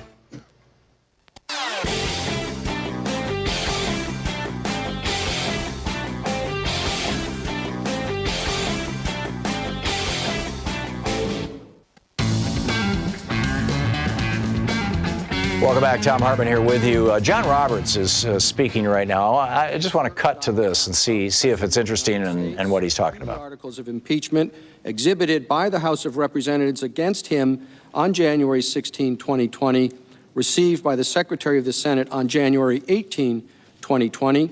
The trial brief filed by the House of Representatives received by the Secretary of the Senate on January 18, 2020. The trial brief filed by the President received by the Secretary of the Senate on January 20, 2020. The replication of the House of Representatives. So this is essentially John Roberts, the Chief Justice of the Supreme Court, just kind of going through everything that happened. This is procedural stuff. So as I said before, I'm going to wait until Chuck Schumer is talking. The last time he was talking, it was during our commercial break at the top of the hour, and so we didn't carry it. But as things continue. And as Democrats are speaking, I will share that with you. We will put it on the air. Nancy in Huntsville, Alabama. Hey, Nancy, what's up? Hey, Tom. Well, it looks like I'm really going to just pick up where your last caller left. And the Republicans are the onus of all that's going on. Trump is just there to, make us yell and scream at him. Yes, I think Trump is a symptom, not the cause. I mean, he is becoming a cause in many areas, but he's basically a symptom of the deterioration of the Republican Party that started in 1981. Correct. I agree with that. But, I mean, I just don't see enough people calling their representatives, calling them out, beating them up at town halls. We gotta put the onus on the Republicans. Yeah, there you go. So, I agree, Nancy, and I hope I'm doing a good job of that here. Nancy, thank you for the call. Chris in upstate New York, it says here you disagree with me, Chris. What about what? There, Yeah, Tom, first-time caller. Thank you for taking my call. Sure. And I don't know really where to begin, but to refute a couple of your previous callers, this is a farce, and it started with the House of Representatives. They held witnesses who never got to see the light of day. A lot of the Republican Congress. What are you talking about? Not allowed in the hearing. Are you talking about Gordon Sondland? No. He gave testimony on, his broadcast all across America. You talking about Fiona Hill? Her testimony was all across America. I mean, what witness? Please let me finish. Let me finish, will you? And then I'll give you a chance. No, I'm asking you. You just made an assertion. You said that the Democrats in the House had witnesses that they buried. Who? Name one. They had secret hearings that Republican congressmen were not allowed. That is a lie, Chris. That is an absolute lie. The Republicans were there. There were no secret hearings that only the Democrats held. They were not. Zero. They were not. There were congressmen who were not. There was a bunch of congressmen standing out who were not allowed in one hearing. They were the ones who were not allowed in the hearings were the ones who were not part of the committee. When the Judiciary Committee was holding hearings, when the Intelligence Committee was what you're talking about is when the Intelligence Committee was holding a hearing, and before when they were deposing witnesses, and this was by the way, this was Sondland and Hill. And you listen to them in private session because there's a whole bunch of classified information in there. That room was filled with every single Democrat from the Intelligence Committee and every single Republican from the Intelligence Committee. A bunch of Republicans who were not on the committee stood outside the door, made a big noise, burst into the room with their cell phone cameras running. But they were not part of the committee. There was 50-50 Democrats and Republicans.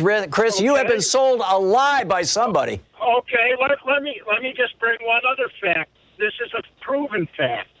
When Adam Schiff read the transcript of the phone call, tell me he did not embellish it at all.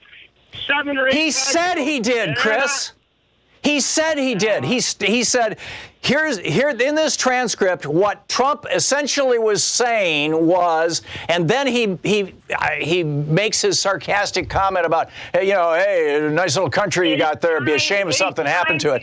That again, Chris, is a lie. Adam Schiff never, ever represented Trump as specifically saying those things. He said it's as if he was saying this. Again, you're being fed BS by somebody, Chris. I don't know if it's on Sirius XM. You say you're listening to Sirius XM. If it's on some of the right-wing channels there or where, but that's a lie too. Adam Schiff never lied about what Donald Trump said. He represented it. No, he shared his opinion of what it said. And by the way, the Republicans have been doing the same thing. They've been saying, well, Trump never said anything wrong. What Trump said was just wonderful. They represent what Trump said too. These right-wing talking points are just crazy. And Chris just hung up the phone. What was it Harry Truman said? If you can't stand the heat, get out of the kitchen. Anyhow, 27 minutes past the hour, coming up on 28 minutes past the hour. Take a break here. We'll come back on the other side. We'll continue our conversation about what's going on with the impeachment. And as I said, if anything is interesting at all happening on the floor of the Senate, we will go right to it. So you can stay tuned right here throughout the entire 3 hours of this program. We'll be back. It's coming up on 28 minutes past the hour. You're listening to the Thom Hartmann Program. Call 202-808-9925. It is the 10th anniversary of Citizens United, and appropriately, the first day of the trial of Donald Trump, usurper.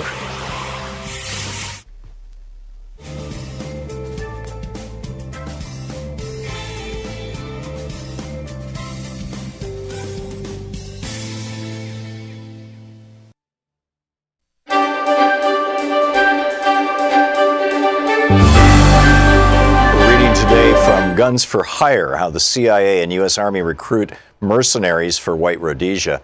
It's a historical reprint of what appears to be a 1979 pamphlet, basically. This is from the introduction. It does have an ISBN number. It is available in book sources. In Zimbabwe, Rhodesia, actually this must have been published post-1980 because they're referencing Zimbabwe. In Zimbabwe, Rhodesia, 270,000 white settlers, mostly immigrated since World War II, controlled the government and economy, ruling over the 7 million black Africans. The Zimbabweans cannot vote, They have been forced off the bulk of the arable land, and they have no democratic rights whatsoever. All labor performance in Zimbabwe is black labor, and it is intensely exploited, often at less than subsistence wages. Zimbabweans have been fighting European invaders since the early 17th century. Since the 1890s, they have been directly ruled by Europeans, at first in the form of a private British corporation, the British South Africa Company. Since 1923, direct political rule has been in the hands of the white settlers, currently led by Ian Smith and his fascist Rhodesian Front Party. It's important to note that the white settlers were originally given this direct local power as a, quote, self-governing colony of the British government, thereby creating a master-caretaker relationship. During these past 80-odd years, Western imperialism, the multinational corporations of the United States, Britain, and South Africa, has extracted huge profits from the exploited and oppressed Zimbabwean population via the subsidiaries of the Anglo-Americans, Lonrho, Amax, AMAX, Union Carbide, Mobil, ITT, and other corporations. They fully intend to continue doing so as long as they can. The white settler minority has been rewarded for their violent subjugation of the Zimbabwean people with perhaps the highest national standard of living in the world. Sir Roy Walensky, the former Prime Minister of the Central African Federation, which included what is now Rhodesia, once said, "This man Smith has an appeal. It's the appeal of an easy life. For $6,000 a year, you can have 5 servants, a swimming pool, and a lot." Beginning during the early 1960s, however, the Zimbabwean nationalist forces, under the leadership of the Zimbabwe African National Union, ZANU, evolved the strategy of guerrilla war to liberate their people and land. It is proving to be very successful. There are 20,000 guerrillas in base camps in Tanzania and Mozambique, over 3,000 in Zimbabwe itself, and this number is continually rising. In a meeting between Stephen Solars, a U.S. congressman, and the ZANU guerrilla leaders, they were reported to reject the possibility of enlisting the assistance of Cuban or other foreign troops, declaring that if we cannot liberate ourselves, we do not deserve to be liberated. Despite Western propaganda to the effect that the U.S. and British only wish to avoid a bloodshed in Rhodesia, don't forget the Zimbabweans have been bleeding for almost a century, their real fear is that the liberation struggle will win. With this victory in sight, it is not surprising that the counterattack by the Smith regime has become more vicious and brutal. Actually, this must have been published pre-1980, because this is when Smith was still in power in Rhodesia. More than 250,000 rural Zimbabweans have been forced into concentration camps. Terrorist raids have... He later apologized for those posts. And though Nunberg readily says that Trump screwed him, he claims he'd vote for him again in 2020 because Trump has delivered. This is Adam Schiff speaking before the Senate. The third time in our history. Those articles charge President Donald John Trump with abuse of power and obstruction of Congress.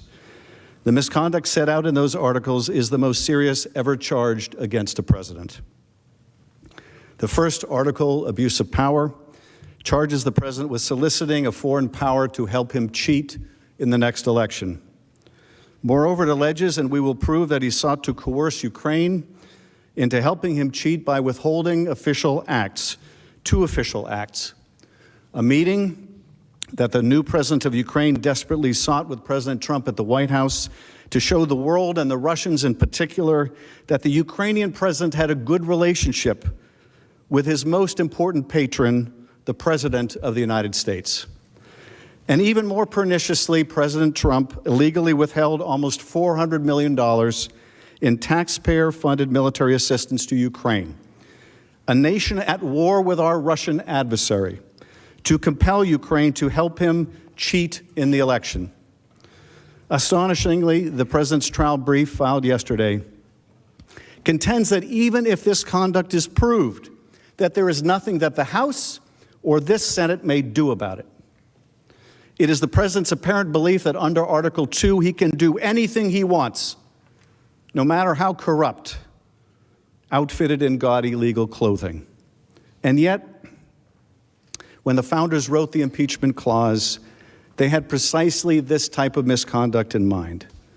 Conduct that abuses the power of his office for personal benefit, that undermines our national security, that invites foreign interference in our democratic process of an election.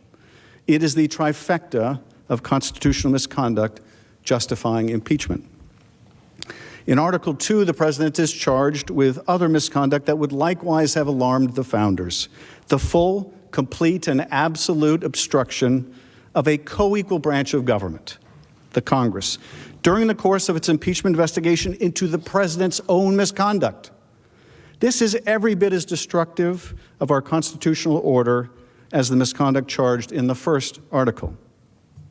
If a president can obstruct his own investigation, if he can effectively nullify a power the Constitution gives solely to Congress, indeed the ultimate power the Constitution gives to prevent presidential misconduct, then the president places himself beyond accountability, above the law, cannot be indicted, cannot be impeached. It makes him a monarch, the very evil against which our Constitution and the balance of powers it carefully laid out was designed to guard against.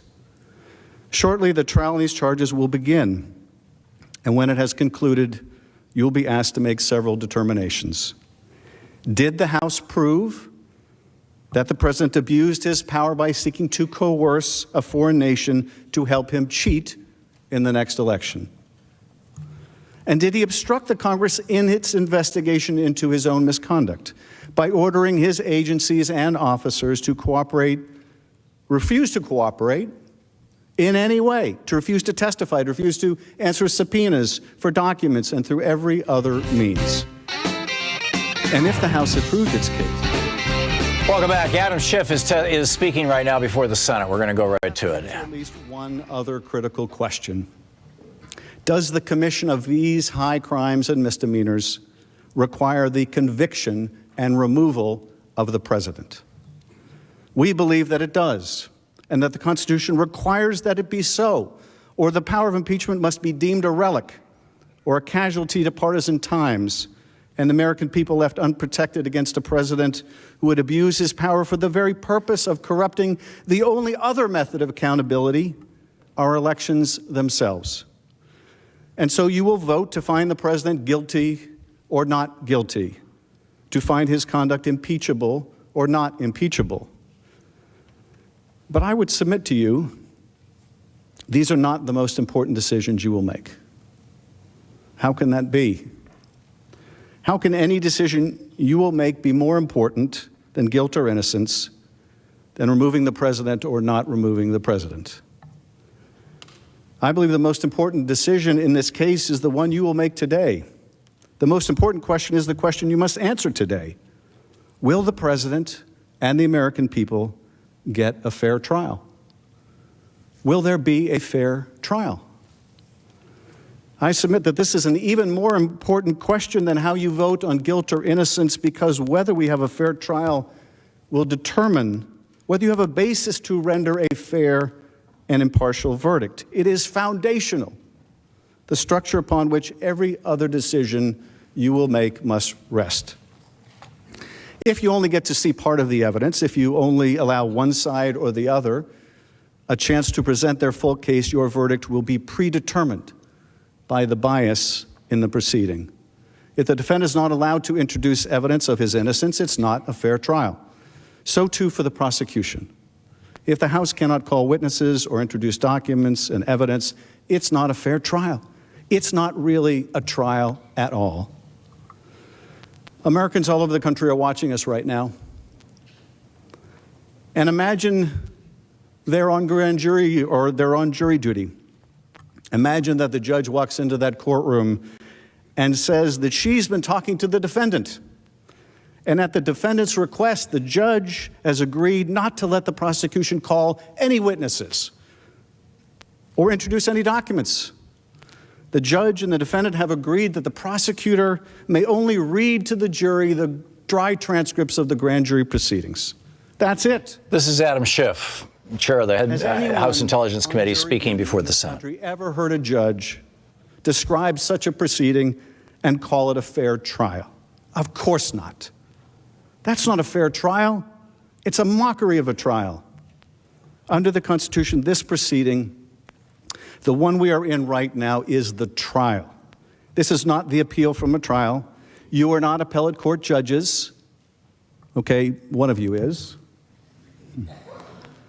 And unless this trial is going to be different from every other impeachment trial or any other kind of trial for that matter, You must allow the prosecution and defense, the House manager and the president's lawyers to call relevant witnesses. You must subpoena documents that the president has blocked, but which bear on his guilt or innocence. You must impartially do justice as your oath requires. So what does a fair trial look like in the context of impeachment? The short answer is it looks like every other trial.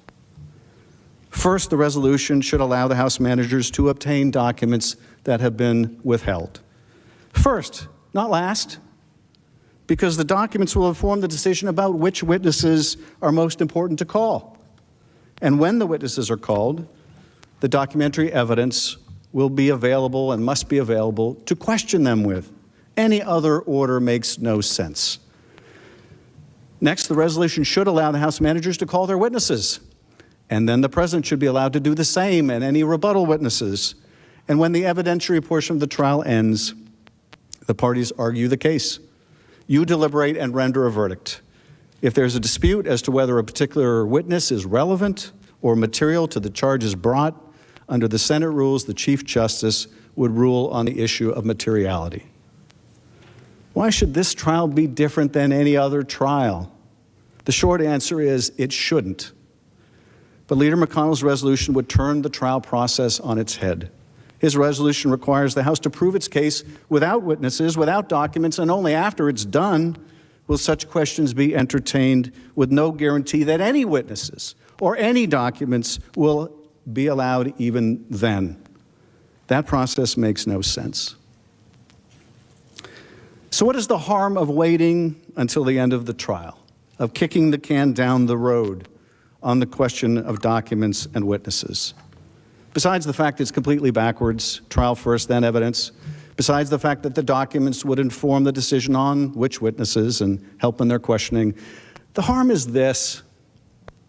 You will not have any of the evidence the president continues to conceal throughout most or all of the trial. And although the evidence against the president is already overwhelming, you may never know the full scope of the president's misconduct or those around him. And neither will the American people. The charges here involve the sacrifice of our national security at home and abroad, and a threat to the integrity of the next election.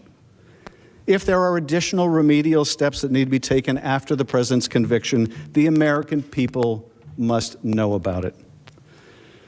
But if, as a public already jaded by experience has come to suspect, this resolution is merely the first step of an effort orchestrated by the White House to rush the trial, hide the evidence, and render a fast verdict, or worse, a fast dismissal, to make the president go away as quickly as possible to cover up his misdeeds, then the American people will be deprived of a fair trial and may never learn just how deep the corruption of this administration goes or what other risks to our security and elections remain hidden. The harm will also endure for this body.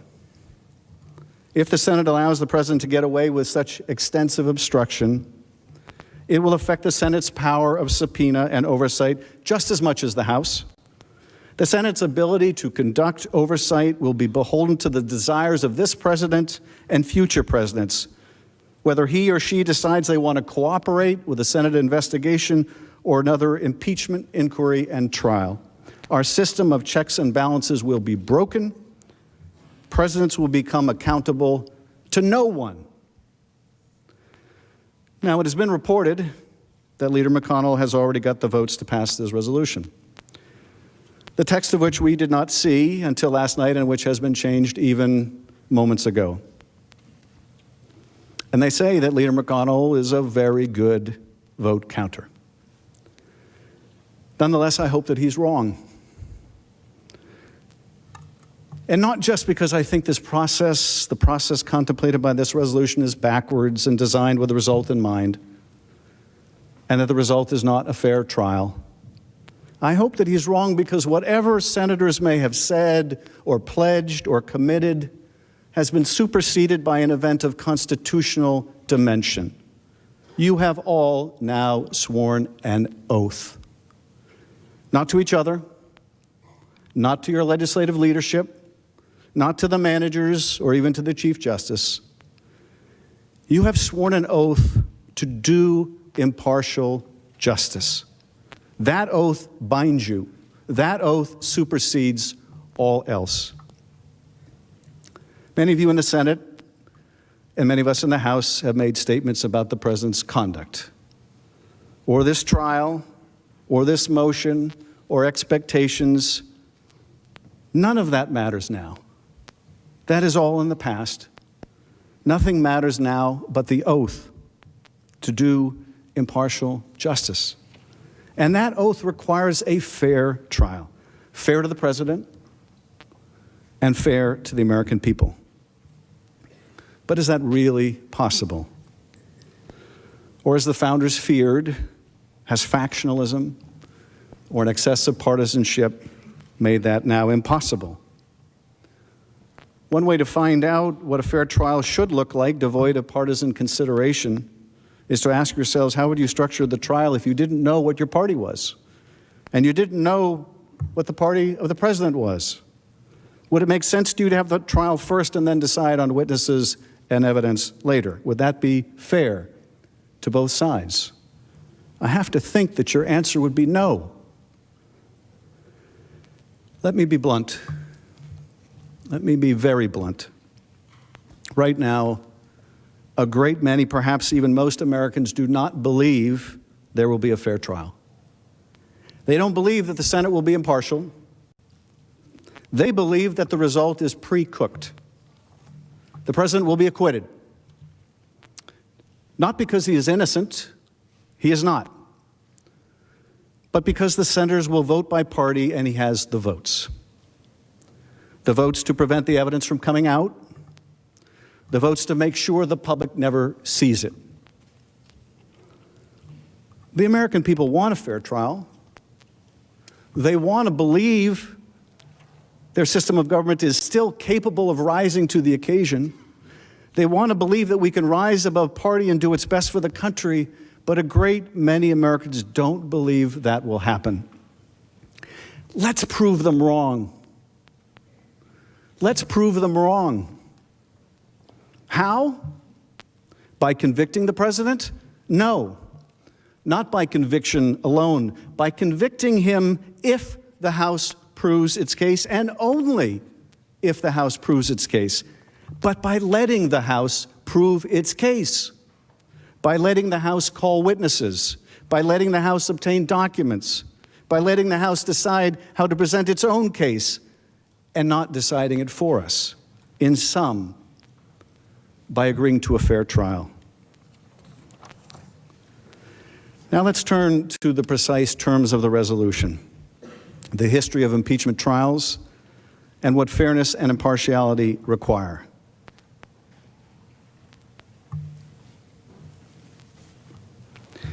Although we have many concerns about the resolution, I will begin with its single biggest flaw. The resolution does not ensure that subpoenas will, in fact, be issued for additional evidence that the Senate and the American people should have, and that the President continues to block to fairly decide the President's guilt or innocence. Moreover, it guarantees that subpoenas will not be issued now, when they would be most valuable to the Senate, the parties, and the American people. According to the resolution the leader has introduced, first, the Senate receives briefs and filings from the parties. Next, it hears lengthy presentations from the House and the President. Now, my colleagues, the President's lawyers, have described this as opening statements. But let's not kid ourselves. That is the trial that they contemplate. The opening statements are the trial. They'll either be most of the trial or they'll be all the trial. If the Senate votes to deprive itself of witnesses and documents, the opening statements will be the end of the trial. So to say, let's just have the opening statements and then we'll see, means let's have the trial. And maybe we can just sweep this all under the rug. So you'll hear these lengthy presentations from the House. There will be a question and answer period for the senators, and then and only then, after essentially the trial is over, after the briefs have been filed, after the arguments have been made, after the senators exhaust all their questions. Only then will the Senate consider whether to subpoena crucial documents. Visit ThomHartmann.com for audio and video archives. This is Adam Schiff, one of the impeachment managers, speaking on the floor of the Senate. We'll continue right after the break. Only that, unlike the Clinton trial, have not yet been seen or heard. It is true that the record compiled by the House is overwhelming. It is true the record already compels the conviction of the president. In the face of unprecedented resistance by the president, the House assembled a powerful case, evidence of the president's high crimes and misdemeanors that includes direct evidence and testimony of officials who were unwilling and unwitting in this scheme and saw it for what it was. Yet there is still more evidence, relative and probative evidence, that the president continues to block, that would flesh out the full extent of the president's misconduct and those around him. We have seen that over the past few weeks, new evidence has continued to come to light, as the Nonpartisan Government Accountability Office has determined that the hold on military to Ukraine was illegal and broke the law. As John Bolton has offered to testify in the trial, as one of the president's agents, Lev Parnas, has produced documentary evidence that clarifies Mr. Giuliani's activities on behalf of the president and corroborates Ambassador Sondland's testimony that everyone was in the loop. As documents released under the Freedom of Information Act have documented the alarm at the Department of Defense while the president illegally withheld military support for Ukraine, an ally at war with Russia, without explanation. As a senior Office of Management and Budget official, Michael Duffy instructed Defense Department officials on July 25th, 90 minutes after President Trump spoke by phone with President Zelensky, the Defense Department should pause all obligation of Ukraine military assistance under its purview. 90 minutes after that call. Duffy added, quote, "Given the sensitive nature of the request, I appreciate your keeping that information closely held to those who need to know to execute the direction." Although the evidence is already more than sufficient to convict, there is simply no rational basis for the Senate to deprive itself of all relevant information in making such a hugely consequential judgment. Moreover, as the president's answer to his summons and his trial brief make clear, the president now attempts to contest the facts, albeit in false and misleading ways. But the president should not have it both ways. He should not be permitted to claim that the facts uncovered by the House are wrong, while also concealing mountains of evidence that bear precisely on those facts. If this body seeks impartial justice, it should ensure that subpoenas are issued and that they are issued now, before the Senate begins extended proceedings based on a record that every person in this room and every American watching at home knows does not include documents and witness testimony. It should, because the president would not allow it to be so. Complying with these subpoenas would not impose a burden. The subpoenas cover narrowly tailored and targeted documents and witnesses that the president has concealed. The Senate deserves to see the documents from the White House, the State Department, the Office of Management and Budget, the Department of Defense. These agencies already should have collected and at least preserved these documents in response to House subpoenas. Indeed, in some cases, agencies have already produced documents in FOIA lawsuits, albeit in heavily redacted form. And witnesses with direct knowledge or involvement should be heard. That includes the president's acting chief of staff, Mick Mulvaney, his former national security advisor, John Bolton, who has publicly offered to testify, two senior officials integral to implementing the president's freeze on Ukraine's military aid also have very relevant testimony. Why not hear it? Robert Blair, who serves as Mulvaney's senior advisor, Michael Duffy, a senior official at OMB, and other witnesses with direct knowledge that we reserve the right to call later, but these witnesses with whom we wish to begin the trial.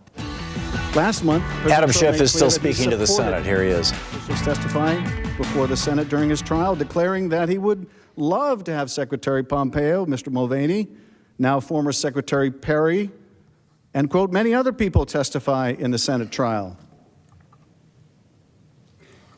So, when it's fair, if it would be fair in the Senate, I would love to have Mike Pompeo, I'd love to have Mitch, I'd love to have Rick Perry, and many other people testify. The Senate has an opportunity to take the president up on his offer to make his senior aides available, including Mr. Mulvaney and Secretaries Perry and Pompeo. But now the president is changing his tune. The bluster of wanting these witnesses to testify is over, notwithstanding the fact that he has never asserted a claim of privilege during the course of the House impeachment proceedings. He threatens to invoke one now in a last-ditch effort to keep the rest of the truth from coming out. The president sends his lawyers here to breathlessly claim that these witnesses or others cannot possibly testify because it involves national security. Never mind that it was the president's actions in withholding military aid from an ally at war that threatened our national security in the first place. Never mind that the most impeachable, serious offenses will always involve national security because they will involve other nations, and that misconduct based on foreign entanglement was what the framers feared most. The president's absurdist argument amounts to this: we must endanger national security to protect national security. We must make a president's conduct threatening our security beyond the reach of impeachment power if we are to save the presidency. This is dangerous nonsense. As justices of the Supreme Court have underscored, the Constitution is not a suicide pact. But let us turn from the abstract to the very concrete, and let me show you just one example of what the president is hiding in the name of national security. There is a document which the president has refused to turn over, in which his top diplomat in Ukraine says to two other appointees of the president, "As I said on the phone, I think it's crazy to withhold security assistance for help with a political campaign." The administration refuses to turn over that document and so many more. We only know about its existence. We have only seen its contents because it was turned over by a cooperating witness. This is what the president would hide from you and from the American people. In the name of national security, he would hide graphic evidence of his dangerous misconduct. The only question is, and it is the question raised by this resolution, will you let him? Last year, President Trump said that Article 2 of the Constitution will allow him to do anything he wanted. And evidently believing that Article 2 empowered him to denigrate and defy a co-equal branch of government, he also declared that he will fight all subpoenas. Let's hear the president's own words.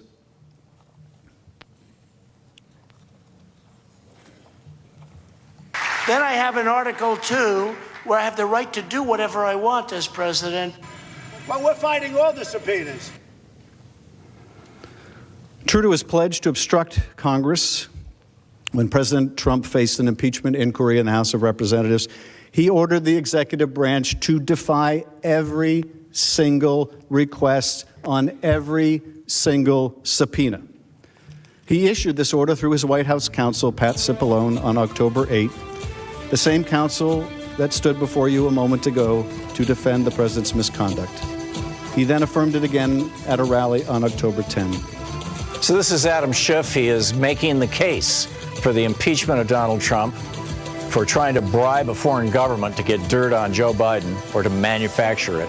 And he's making a damn good case. We'll be back with more of this in just a few minutes. You're listening to Thom Hartmann. Unless the House surrendered to demands that would effectively place President Trump in charge of the inquiry into his own misconduct. Needless to say, that was a non-starter and designed to be so. The president was determined to obstruct Congress no matter what we did. And his conduct since, his attacks on the impeachment inquiry, his attacks on witnesses, have affirmed that the president never had any intention to cooperate under any circumstance. And why? Because the evidence and testimony he conceals would only further prove his guilt. The innocent do not act this way. Simply stated, This trial should not reward the president's obstruction by allowing him to control what evidence is seen and when it is seen and what evidence will remain hidden. The documents the president seeks to conceal include White House records, including records about the president's unlawful hold on military aid, State Department records, including text messages and WhatsApp messages exchanged by the State Department and Ukrainian officials, and notes to file written by career professionals as they saw the president's scheme unfold in real time. OMB records demonstrating efforts to fabricate an after-the-fact rationale for the president's orders and showing internal objections that the president's orders violated the law. Defense Department records reflecting bafflement and alarm that the president suspended military aid to a key security partner without explanation. Many of the president's aides have also followed his orders and refused to testify. These include central figures in the impeachment inquiry, including White House Chief of Staff Mick Mulvaney, former National Security Advisor John Bolton, and many others with relevant testimony, like Robert Blair and Michael Duffy.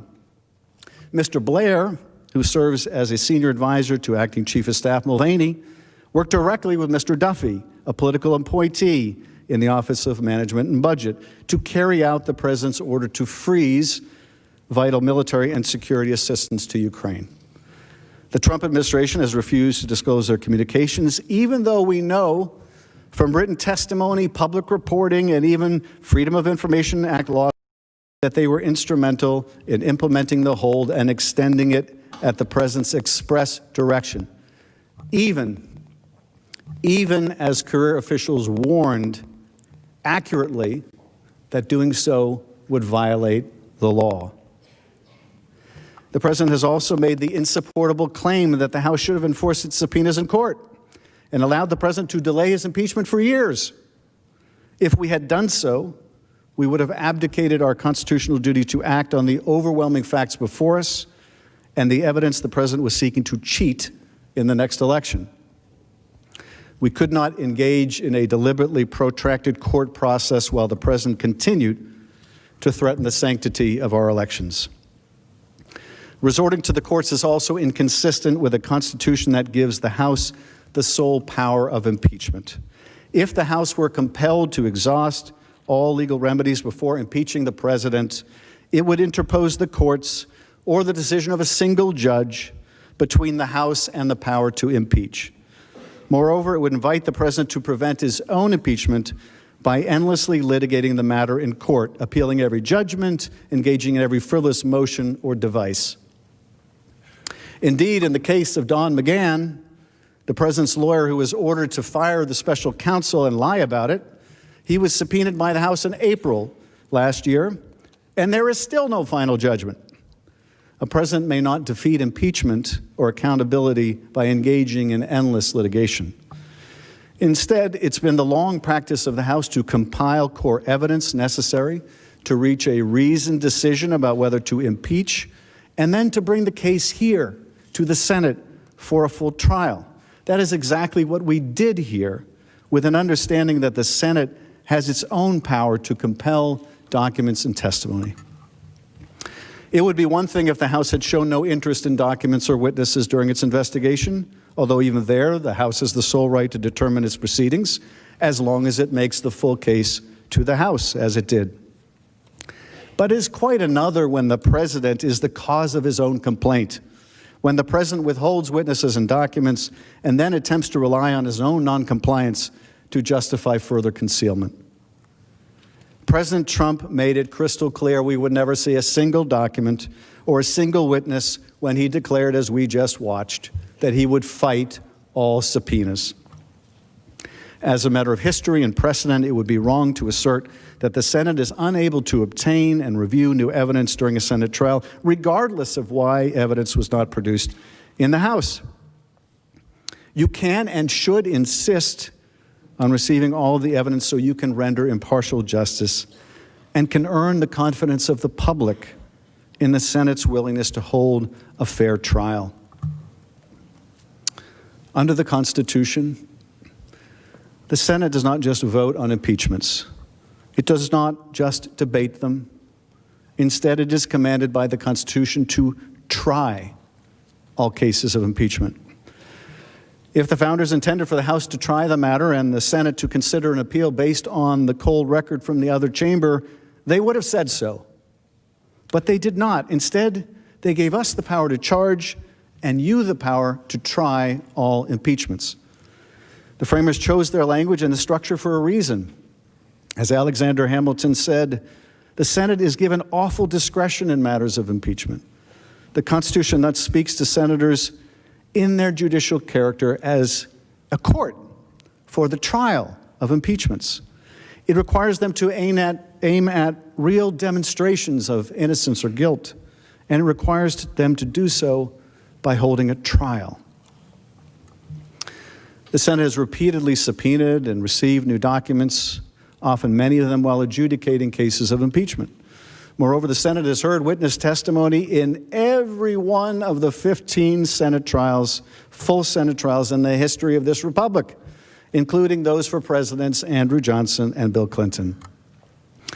Indeed, in President Andrew Johnson's Senate impeachment trial, the House managers were permitted to begin presenting documentary evidence to the Senate on the very first day of the trial.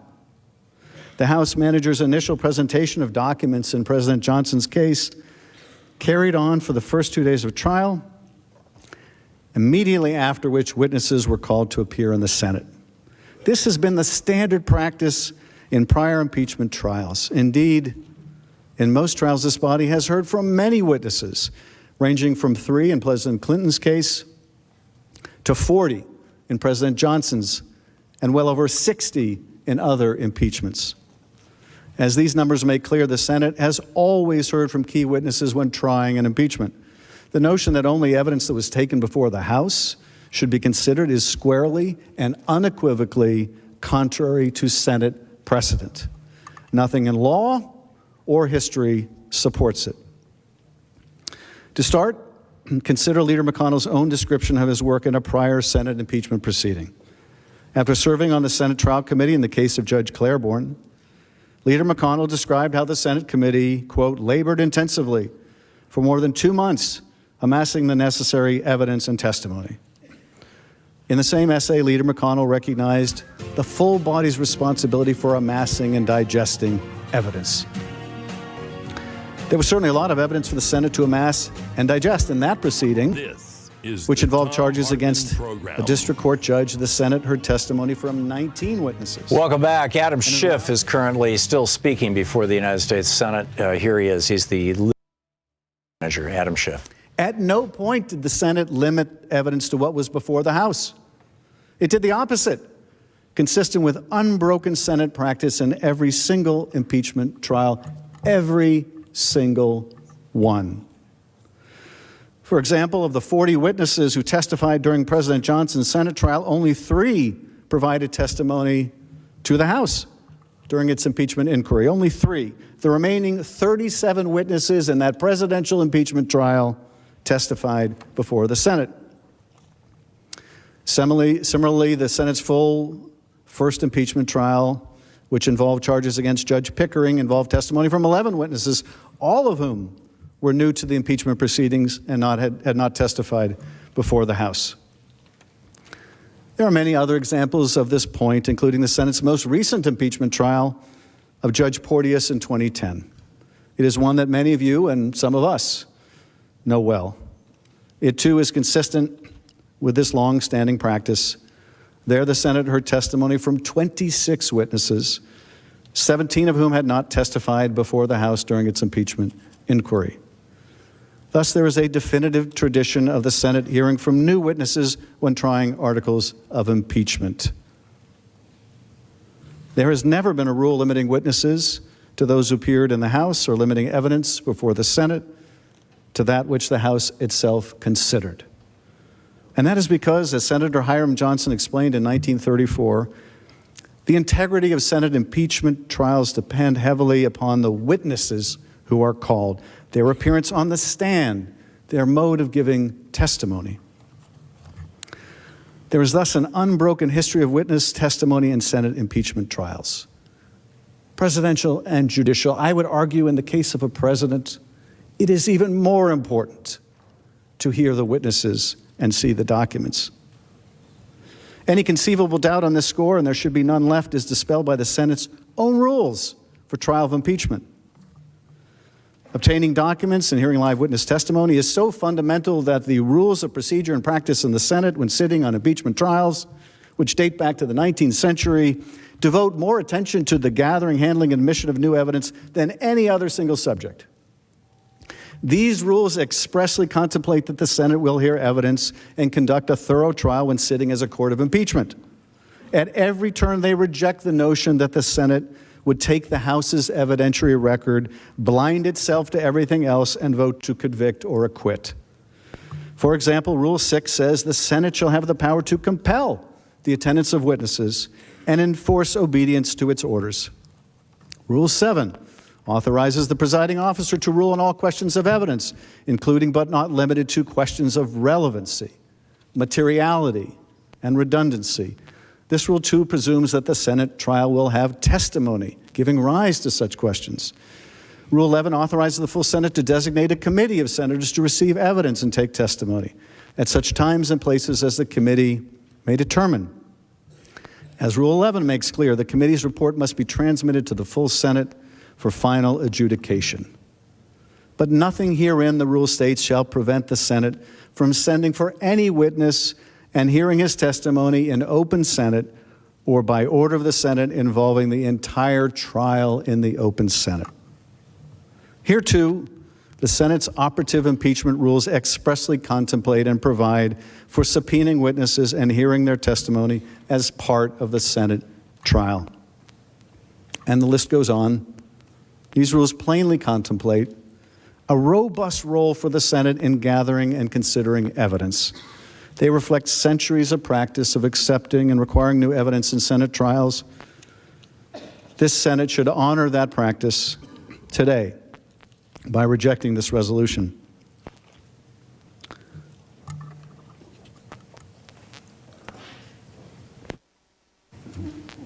What about the Clinton trial?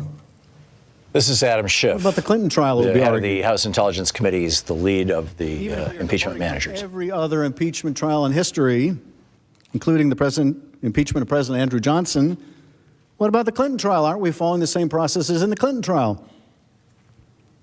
The answer is no.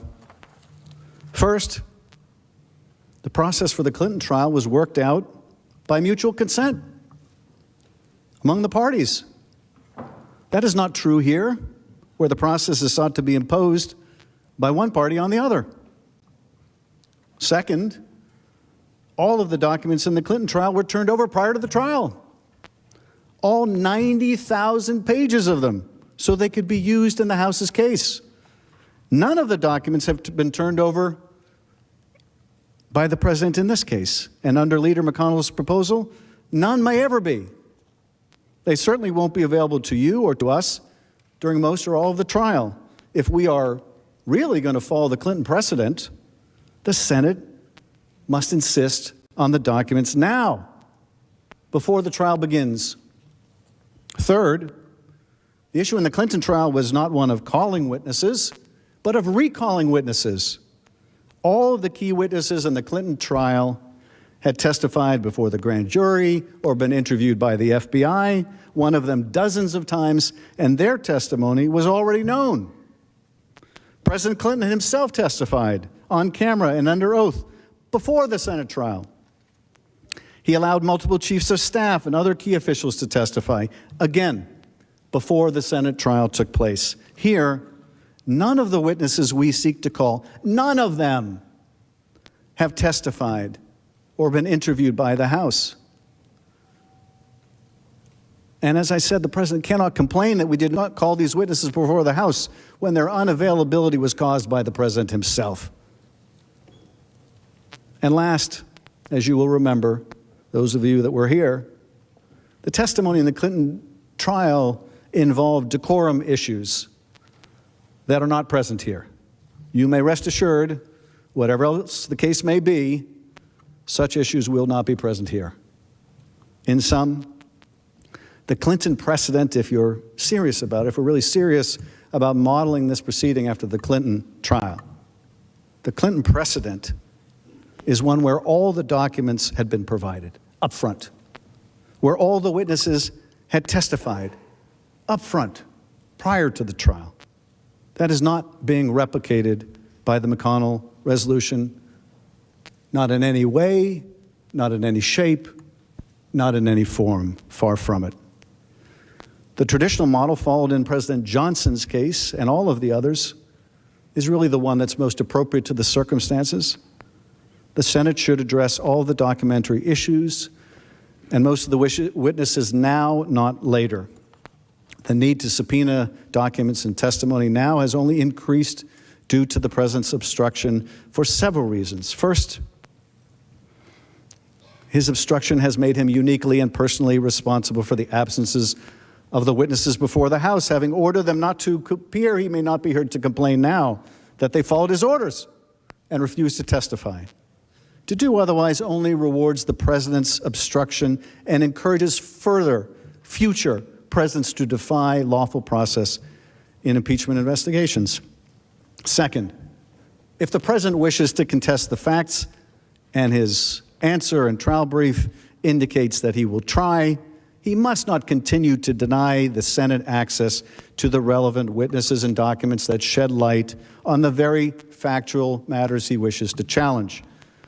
The Senate trial is not analogous to an appeal where the parties must argue the facts on the basis of the record below. There is no record below. There is no below. This is the trial.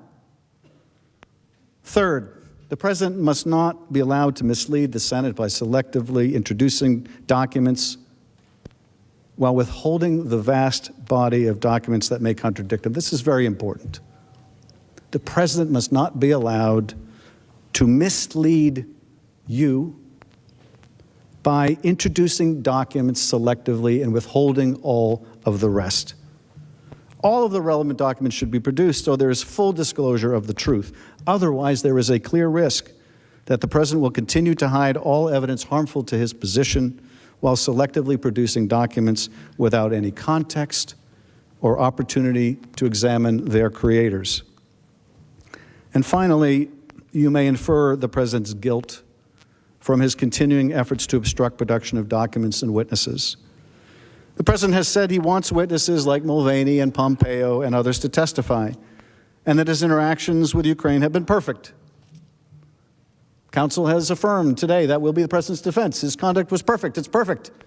Perfectly fine to coerce an ally by withholding military aid to get help cheating in the next election. That will be part of the president's defense, although albeit not worded in that way. But now he has changed course and does not want these witnesses to testify.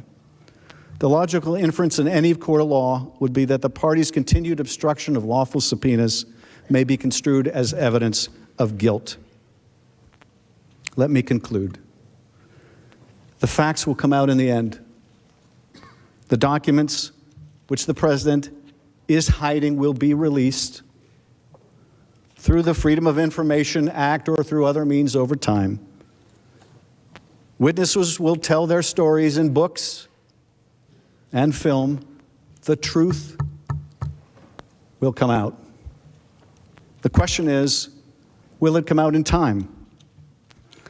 And what answer shall we give if we did not pursue the truth now and let it remain hidden until it was too late to consider on the profound issue of the president's guilt or innocence? There are many overlapping reasons for voting against this resolution, but they all converge on a single idea: fairness. The trial should be fair to the House, which has been wrongly deprived of evidence by a president who wishes to conceal it.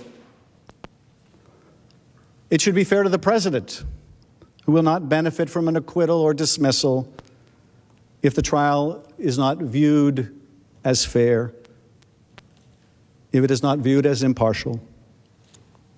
And fair to you senators, who are tasked with the grave responsibility of determining whether to convict or acquit, and should do so with the benefit of all of the facts. And fair to the American people, who deserve the full truth and who deserve representatives who will seek it on their behalf. And with that, Mr. Chief Justice, I yield back. So that was Adam Schiff. Timed it perfectly, Adam. Congressman, excuse me. We'll be back with more of the news of the day and your calls in just a moment. This is the Thom Hartmann Program. It's impeachment day in the United States Senate.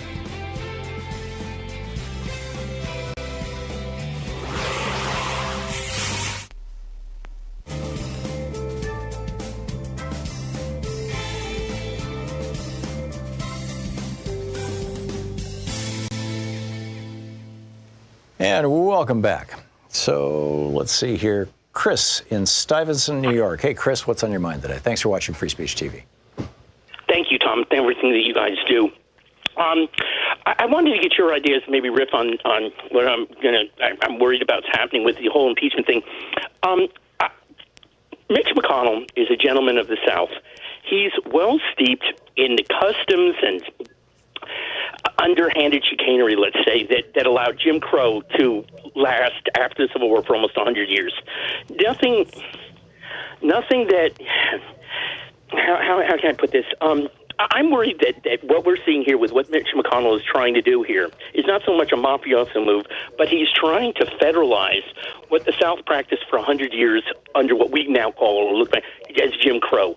There was nothing blatantly open, like rules and laws, and it was just a gentleman's agreement to keep the order that was and to keep the public and the voters and democracy itself at bay so that they could continue on. And I'm sensing that we're seeing it's cliche, a repeat of history, but I think this is much more, I don't know enough, but I wonder what your thoughts are. So I know you spent time in the South. Do you think I'm onto something here?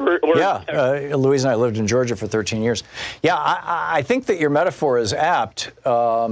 It's not perfect, but I think it's, right. He certainly, the gentleman's agreement part of it is what we're seeing right now. I mean, this is where all these senators are going to do this firewall thing. And I think one of two things is going to happen.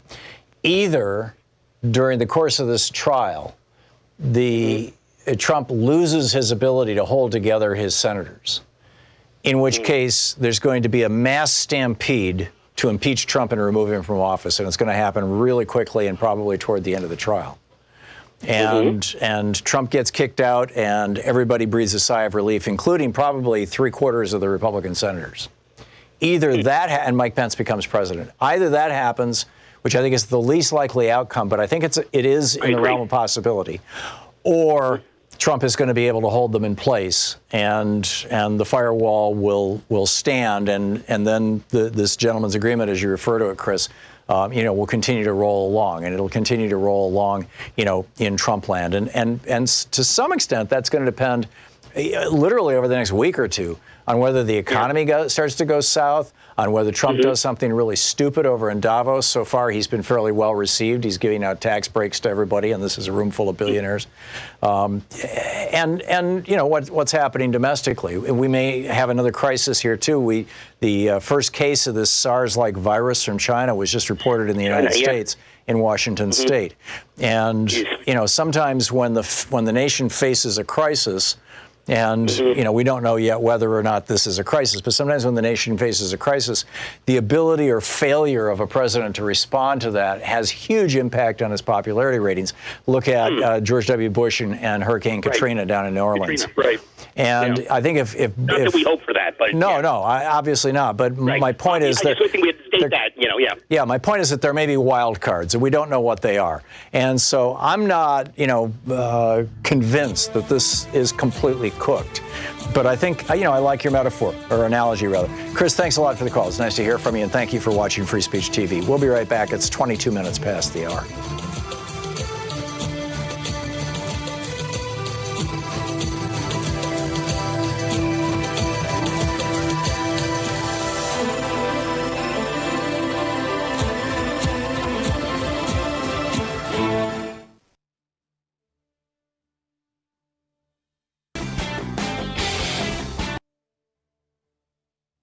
Hey, my new book, The Hidden History of the War on Voting, Who Stole Your Vote and How to Get It Back, is arriving in bookstores on February 10th.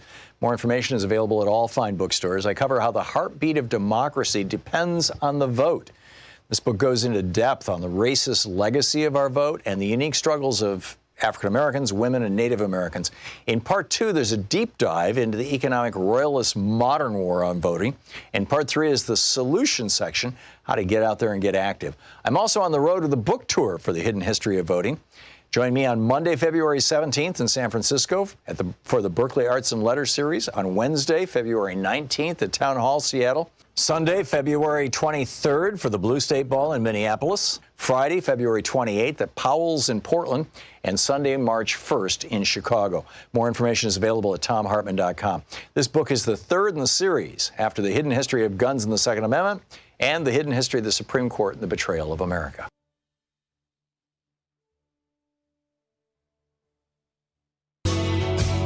Welcome back. Thom Hartmann here with you. Well, Adam Schiff did a really good job of basically laying out what had been my opening rant for this show. I don't think it's so much great minds think alike as is, this is obvious, right? Donald Trump was threatening, he didn't just threaten, he executed the threat.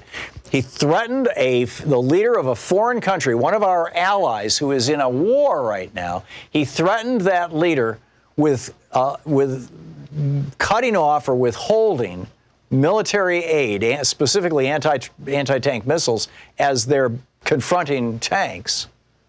He threatened that leader with withholding that aid if that leader would not get on board this effort that Rudy Giuliani has been spearheading and Donald Trump apparently masterminded to build the case that Joe Biden and his son somehow had some kind of corrupt goings-on in Ukraine. And it may well be that Hunter Biden, being on the board of Burisma was more than just a bad idea. I doubt it, but it's irrelevant, frankly, right now. I mean, what's relevant is that Trump was strong-arming the leader of a foreign country. Nice little country you got there. Be a shame if something happened to it. Wink, wink. I mean, that's essentially what's going on. And this evidence was laid out before the House. They still didn't get a single witness out of the White House or a single, at least voluntarily. There were people who had been in the White House who testified, but the specific witnesses that the House was calling for and subpoenaed. The White House said, nah, screw you guys. Not going to happen. And they didn't get a single document, not one piece of paper. This is a 100% firewall cover-up that Donald Trump has been running from day one in the White House. At the same time, he goes on TV and says, oh, well, yeah, I'd love to see John Bolton testify and Mick Mulvaney testify. I mean, he actually said that. Just like he said, during the Mueller investigation, oh, I'd love to testify before Robert Mueller. I got lots of things to tell him. Right. So what we're watching in real time is a massive cover-up being orchestrated by Mitch McConnell, and he thinks he can get away with it the same way he got away with deep-sixing Merrick Garland for almost a year. The difference is that when McConnell was withholding the Garland nomination,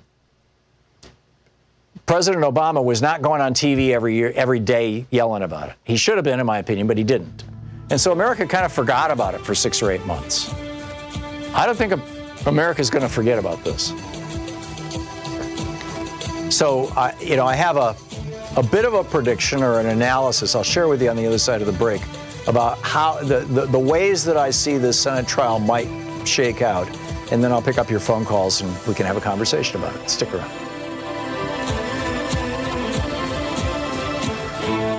You're listening to the Thom Hartmann Program. Call 202-808-9925. We'll be right back with my theory about how this may shake out in the Senate, and then your calls in just a moment.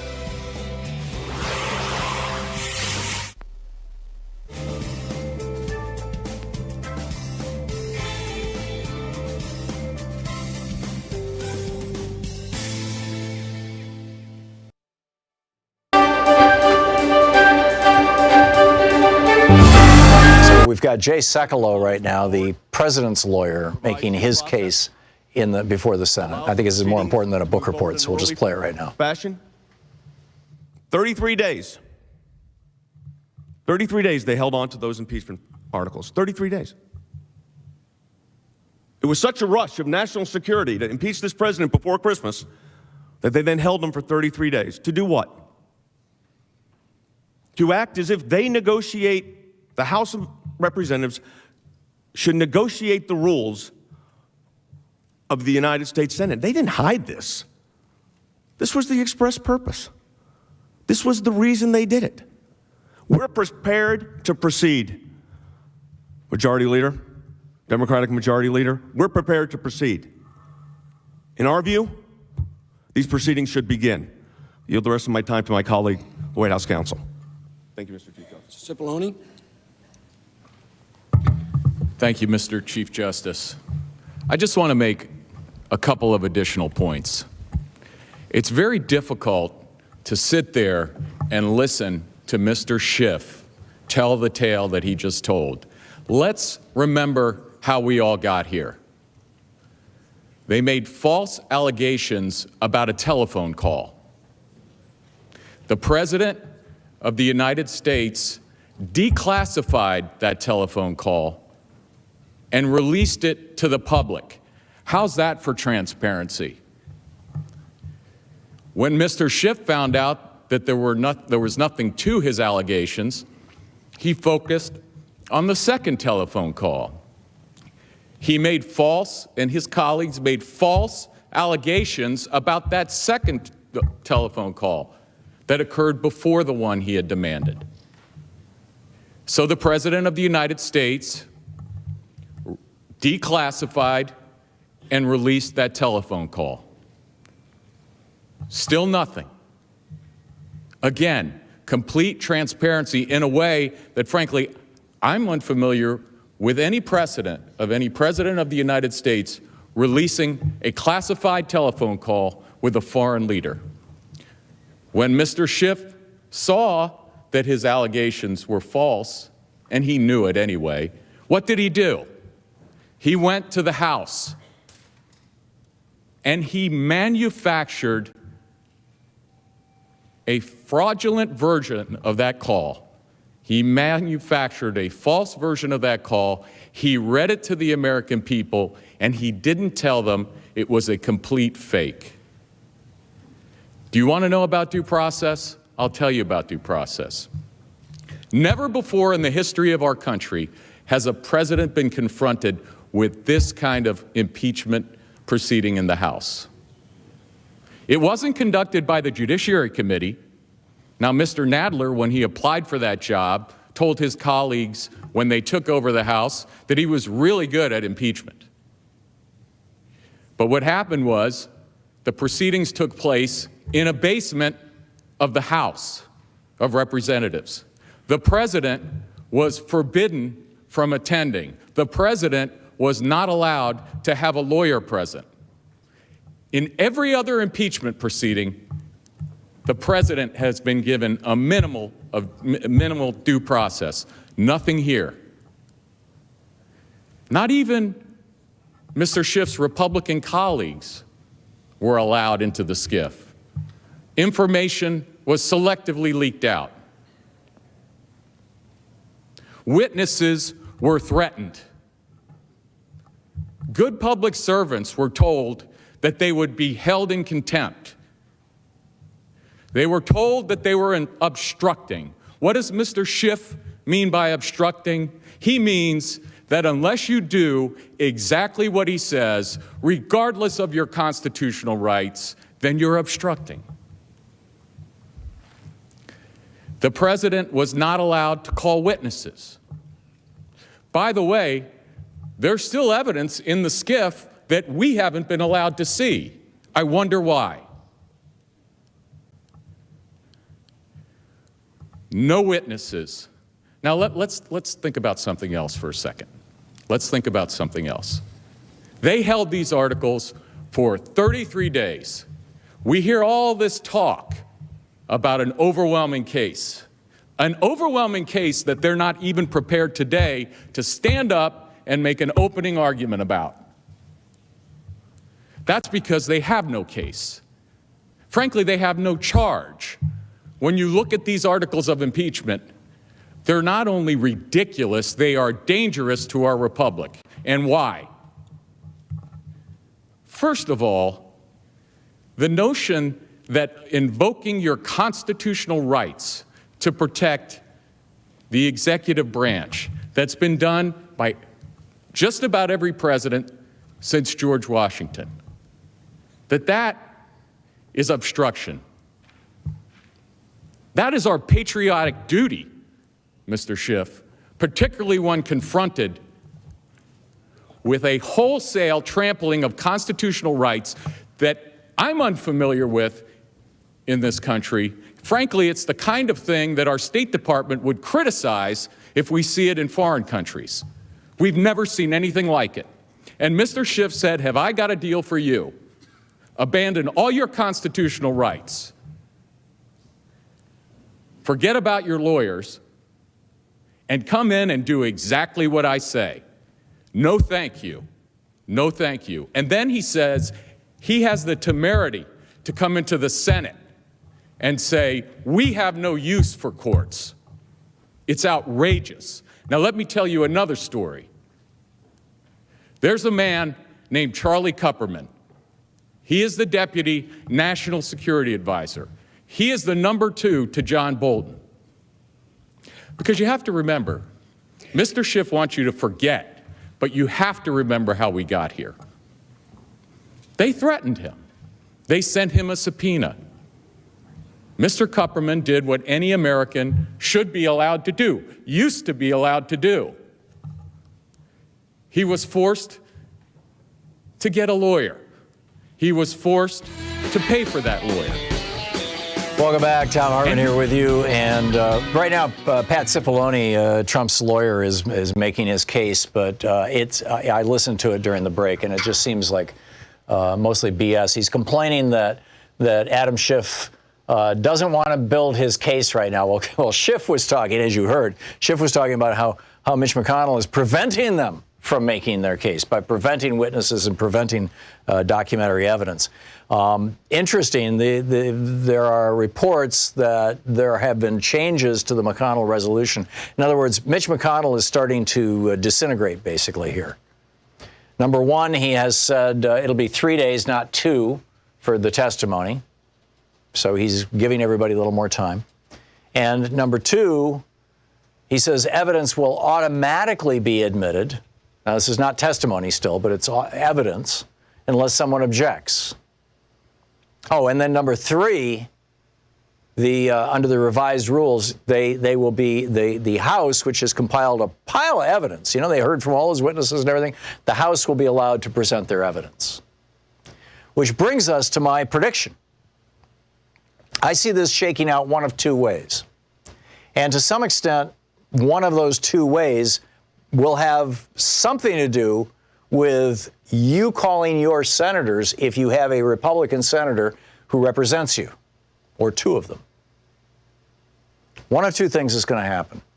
Either Trump can keep all these Republican senators, or all but 3 of these Republican senators, cowed, terrified, frightened, quivering in their corners, and keep them voting with him.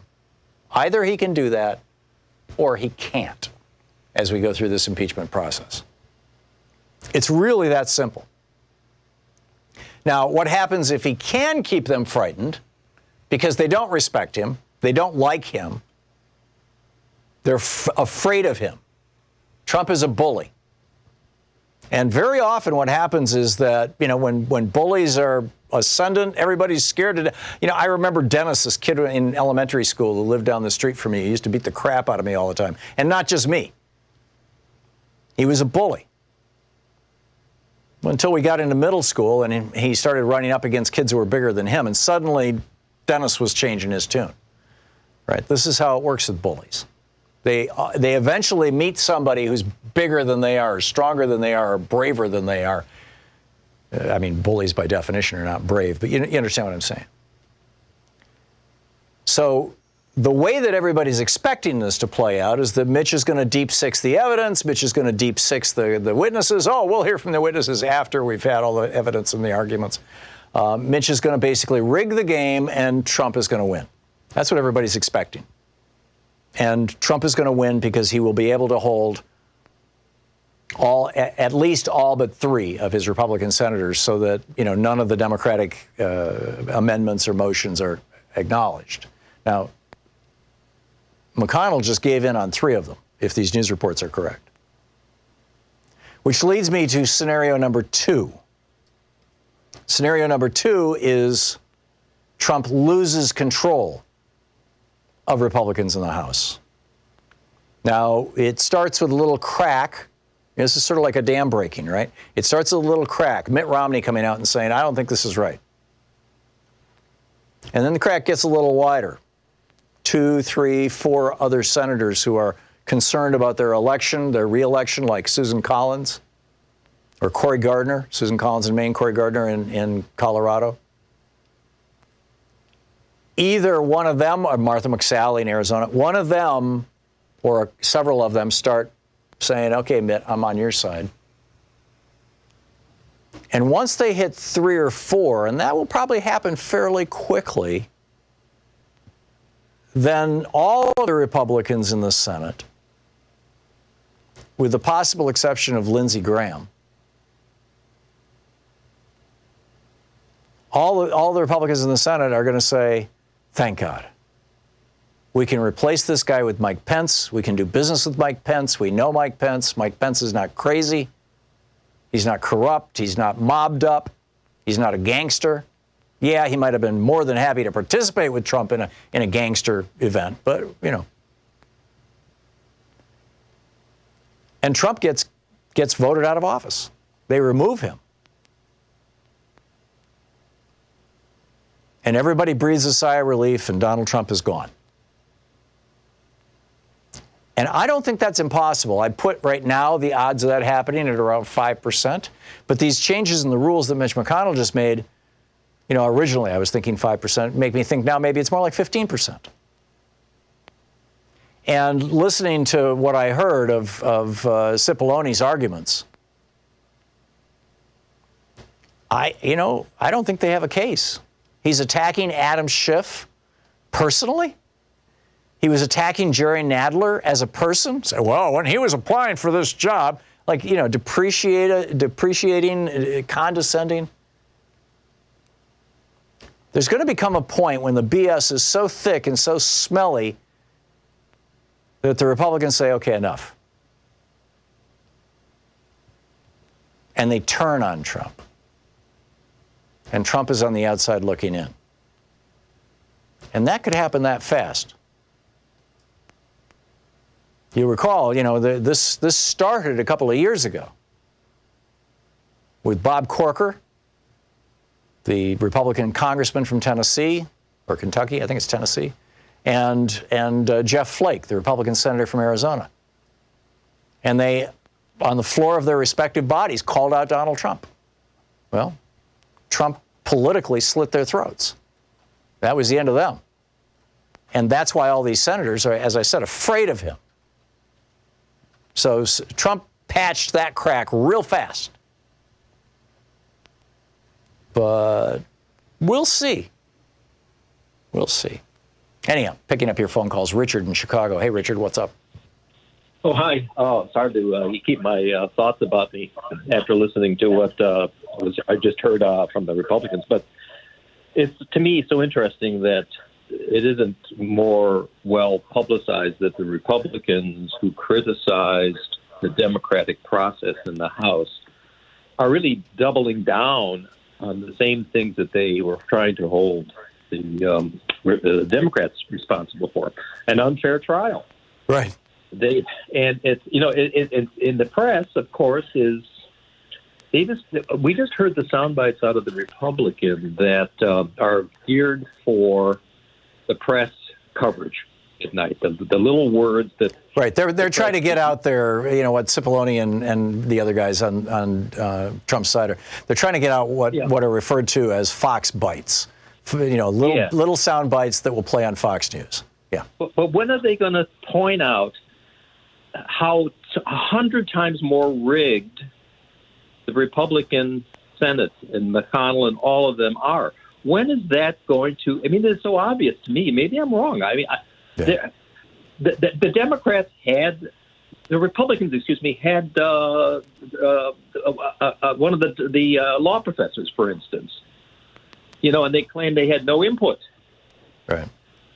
And there may be a few things where they didn't get the input they wanted. I mean, I guess that constitutes that they were completely shut out. They're just running this thing on BS. I mean, they're throwing so much of it against the wall. They just keep, arguing and obstructing and hoping. And Richard, time is going to tell. But I'm telling you, I mean, you're in Illinois. You have 2 Democratic senators. But, people who have Republican senators really need to be calling them right now and saying, I am horrified and I want this guy out of office. Richard, I got to run. Thanks for the call. Pam in Atlanta, Georgia. You have a couple of Republican senators. You can call them. Yes, I do. Hi, Mr. Hartman. Hi, Pam. I'm calling to thank you for correcting the man that phoned earlier with all that error. Yeah. I am so sick of people who allow these people to go on and on saying things that are not true and not letting the people listening know that what they're saying is not true. Yeah, I don't know if you heard, but Pat Cipollone at the bottom of the hour, around 31 minutes past the hour, when he was testifying or when he was doing his rant, this is Trump's lawyer. He repeated one of those lies. He said, that Adam Schiff read to the House what he asserted to be Donald Trump's, words from Donald Trump's telephone call, but they weren't. He was lying, and Schiff made it very clear that this was Schiff's interpretation of Trump, not Trump. Yeah, right. And which anybody's entitled to do. So I mean, the lying show rolls on, Pam. Yes, I can see that, but thank you. Thank you, Pam. And thank you for all that you do also. Thank you very much. I appreciate the call, and thank you for your kind words. Jerry in Yucca, Arizona. Hey, Jerry, what's up? Hey, how you doing, Tom? Good. Hey, I got this feeling that we're calling on the wrong Republicans to step up to the plate and go against Trump. I think we should call all the Republicans. I mean, there are some, like Susan Collins, who are afraid of electoral backlash. But there are others, Mike Lee in Utah, for example, Mitt Romney's fellow senator. He's not up for re-election, and I don't believe, and even if he was, he'd be a shoo-in. But he occasionally shows a little bit of conscience. I think that we should be appealing to every Republican senator to do the right thing. That's what I'm thinking. I think we should be rethinking this a little bit. We should be questioning these Republicans that have got a little bit of backbone in them and a little bit of gut. And stand up for what they believe in, because they can't all believe in this Trumpism. Yeah, I'm with you, Jerry. And that's our work, right? The telephone number for Congress, if you want to call your senator right now. Obviously, your senator's not going to take the call. They never do, actually, but, somebody will. And don't be long-winded, because they're basically just putting they're just checking boxes. Pro-impeachment, anti-impeachment. The phone number is 202-225-3121 for the switchboard for the Senate. We'll be right back. You're listening to Thom Hartmann. Visit thomhartmann.com for audio and video archives. Once again, that's 202-225-3121 to call your Republican senator.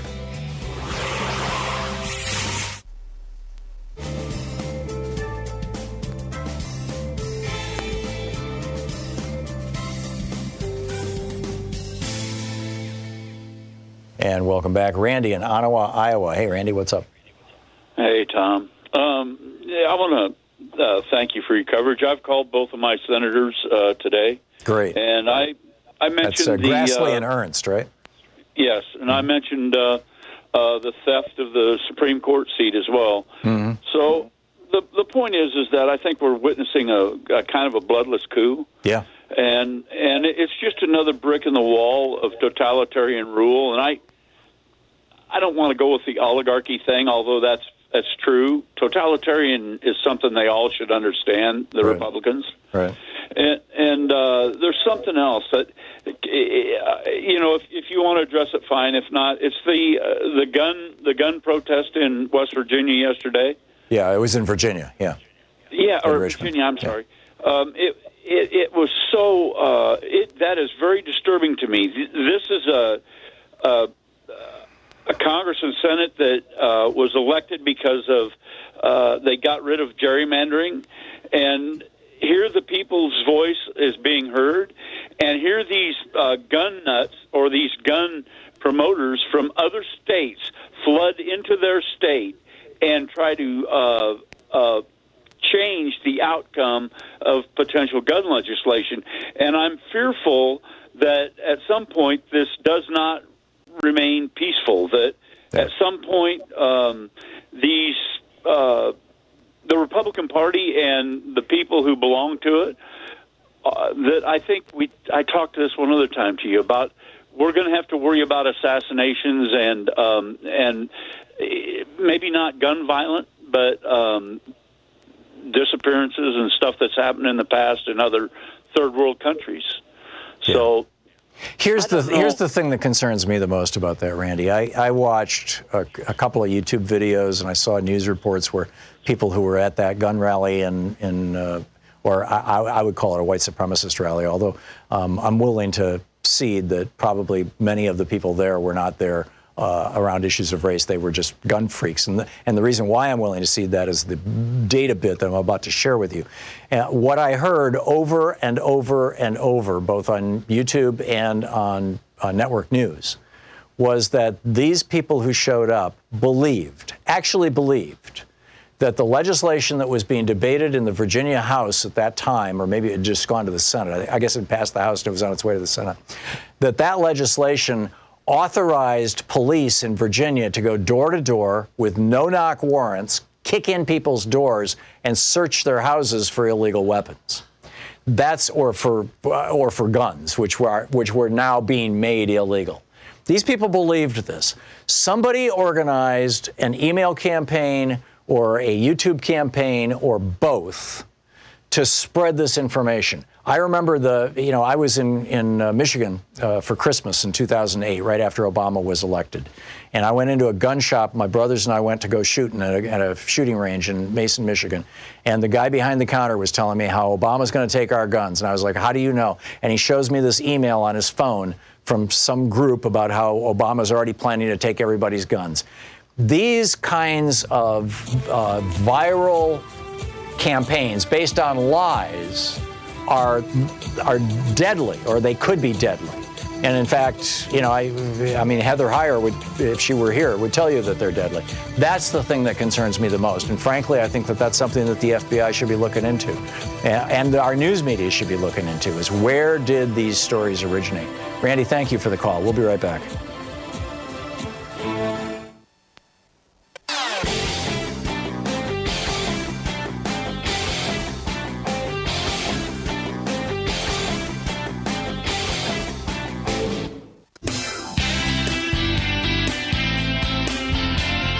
Welcome back. Thom Hartmann here with you. Jessica in Hinsdale, Illinois. Hey, Jessica, what's up?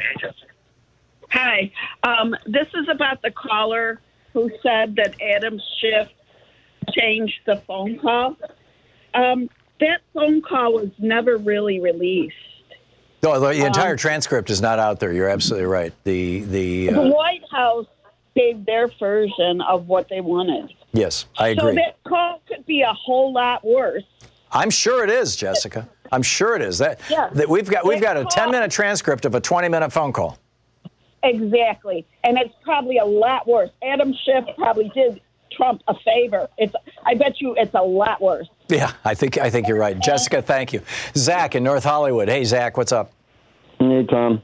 The 2016 election was illegit via foreign and domestic, criminals. If this trial goes forward, the president is going to be found to be illegitimate, and that means the $1.5 trillion tax cut was illegitimate. Saturate the saturated. Yeah. When it should be used to launch the Green New Deal, create clean jobs, address the climate crisis in a serious way, and pass universal health care. This is a party over country cover-up. Yes, I agree. Zach, that was very well said. At least the last part of what you're saying, I completely agree with that. Probably most of the rest of it. Peter in Waldorf, Virginia. Hey, Peter, what's up? Hey, Tom. I just first like to thank you for all the research you do and getting the information out to us. But, the more I look at this thing with the impeachment, and it seems like every other day as the investigation continues, another person's name pops up. Right. And That's why Mitch wants to get through this thing fast. Well, I'm wondering, and is it just me, but I wonder if there are some other congressmen that may be implicated in this. Oh, look at what's happening with Devin Nunes now. Yeah, you already got Nunez. You got Hyde, who's not even in Congress. Right. I'm sure McConnell knew what was going on. I know Graham did, because he plays golf with Trump every day. Yeah. Peter, your phone is falling apart, but I'm with you. And this is why Mitch McConnell is trying to have a very short trial, because every day more proof of criminal conspiracy by the President of the United States to rig an election comes out. And he's just trying to rig it the same way that he basically helped rig the election in 2016. Oh, Russia, if you're listening, please, and all of a sudden this stuff comes out, and then it's like, oh, yeah, right. John in Hammond, Indiana. Hey, John, what's on your mind? Hey, Tom, a quick one. Please watch the Democratic talking point. I'm a lifelong Democrat, but I do not appreciate when anybody says that Ukraine is our ally and they are at war. That is an internal civil war in the eastern part of Ukraine amongst Russian-speaking Ukrainians. They wanted self-determination. The Ukrainian government opposed that, and they've been fighting a civil war. I don't think we should be meddling in another country's internal affairs. This was a bad policy under the John, there is. I think your argument would work better for Crimea. But, there is some truth to what you're saying, because back when the Soviet Union owned Ukraine, they moved a lot of Russians into the Donbass region, and that area had gone back and forth for hundreds of years between those two countries. But that said, there is a sovereign government right now in Ukraine, and that sovereign government is allied with the United States, and that government has asked the United States for aid in what they perceive to be protecting themselves. And none of that. I mean, you can argue whether what you're trying to argue is we never should have sold, weaponry to Zelensky and to Ukraine in the first place. That's a fine argument to have if you want. But the fact of the matter is that it's official U.S. policy to do so. And Trump hijacked that policy just to try to get dirt on Biden. So let's keep our eyes on what's actually going on here. Joan in Rochester, Minnesota. Hey, Joan, what's up? Well, I was just wondering why Trump needs seven or more plus attorneys to prove his innocence. If he's innocent, he doesn't need anybody to speak except for himself.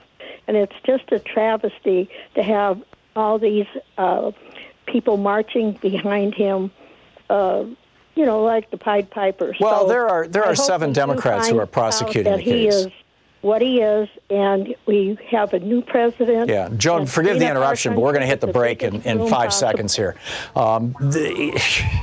Yeah, there we go. It's not how many lawyers he has. That's not the issue. The Democrats have 7 lawyers, too. The issue is whether we're going to hear from any witnesses. You can't have a trial without witnesses. Mitch McConnell is not orchestrating a trial. He's orchestrating a cover-up. And the question is whether he's going to be successful at doing that. And that's what we need to keep pounding on. And every Democrat in the media and who's speaking behind any kind of a live microphone needs to be using the word cover-up in at least every other sentence. We'll continue all this tomorrow. Thanks so much for being with us today. Don't forget, democracy requires you. So get out there, get active, tag You're It, and tell your friends where to find progressive media. We'll see you tomorrow. You've been listening to Thom Hartmann. For audio and video archives, visit thomhartmann.com.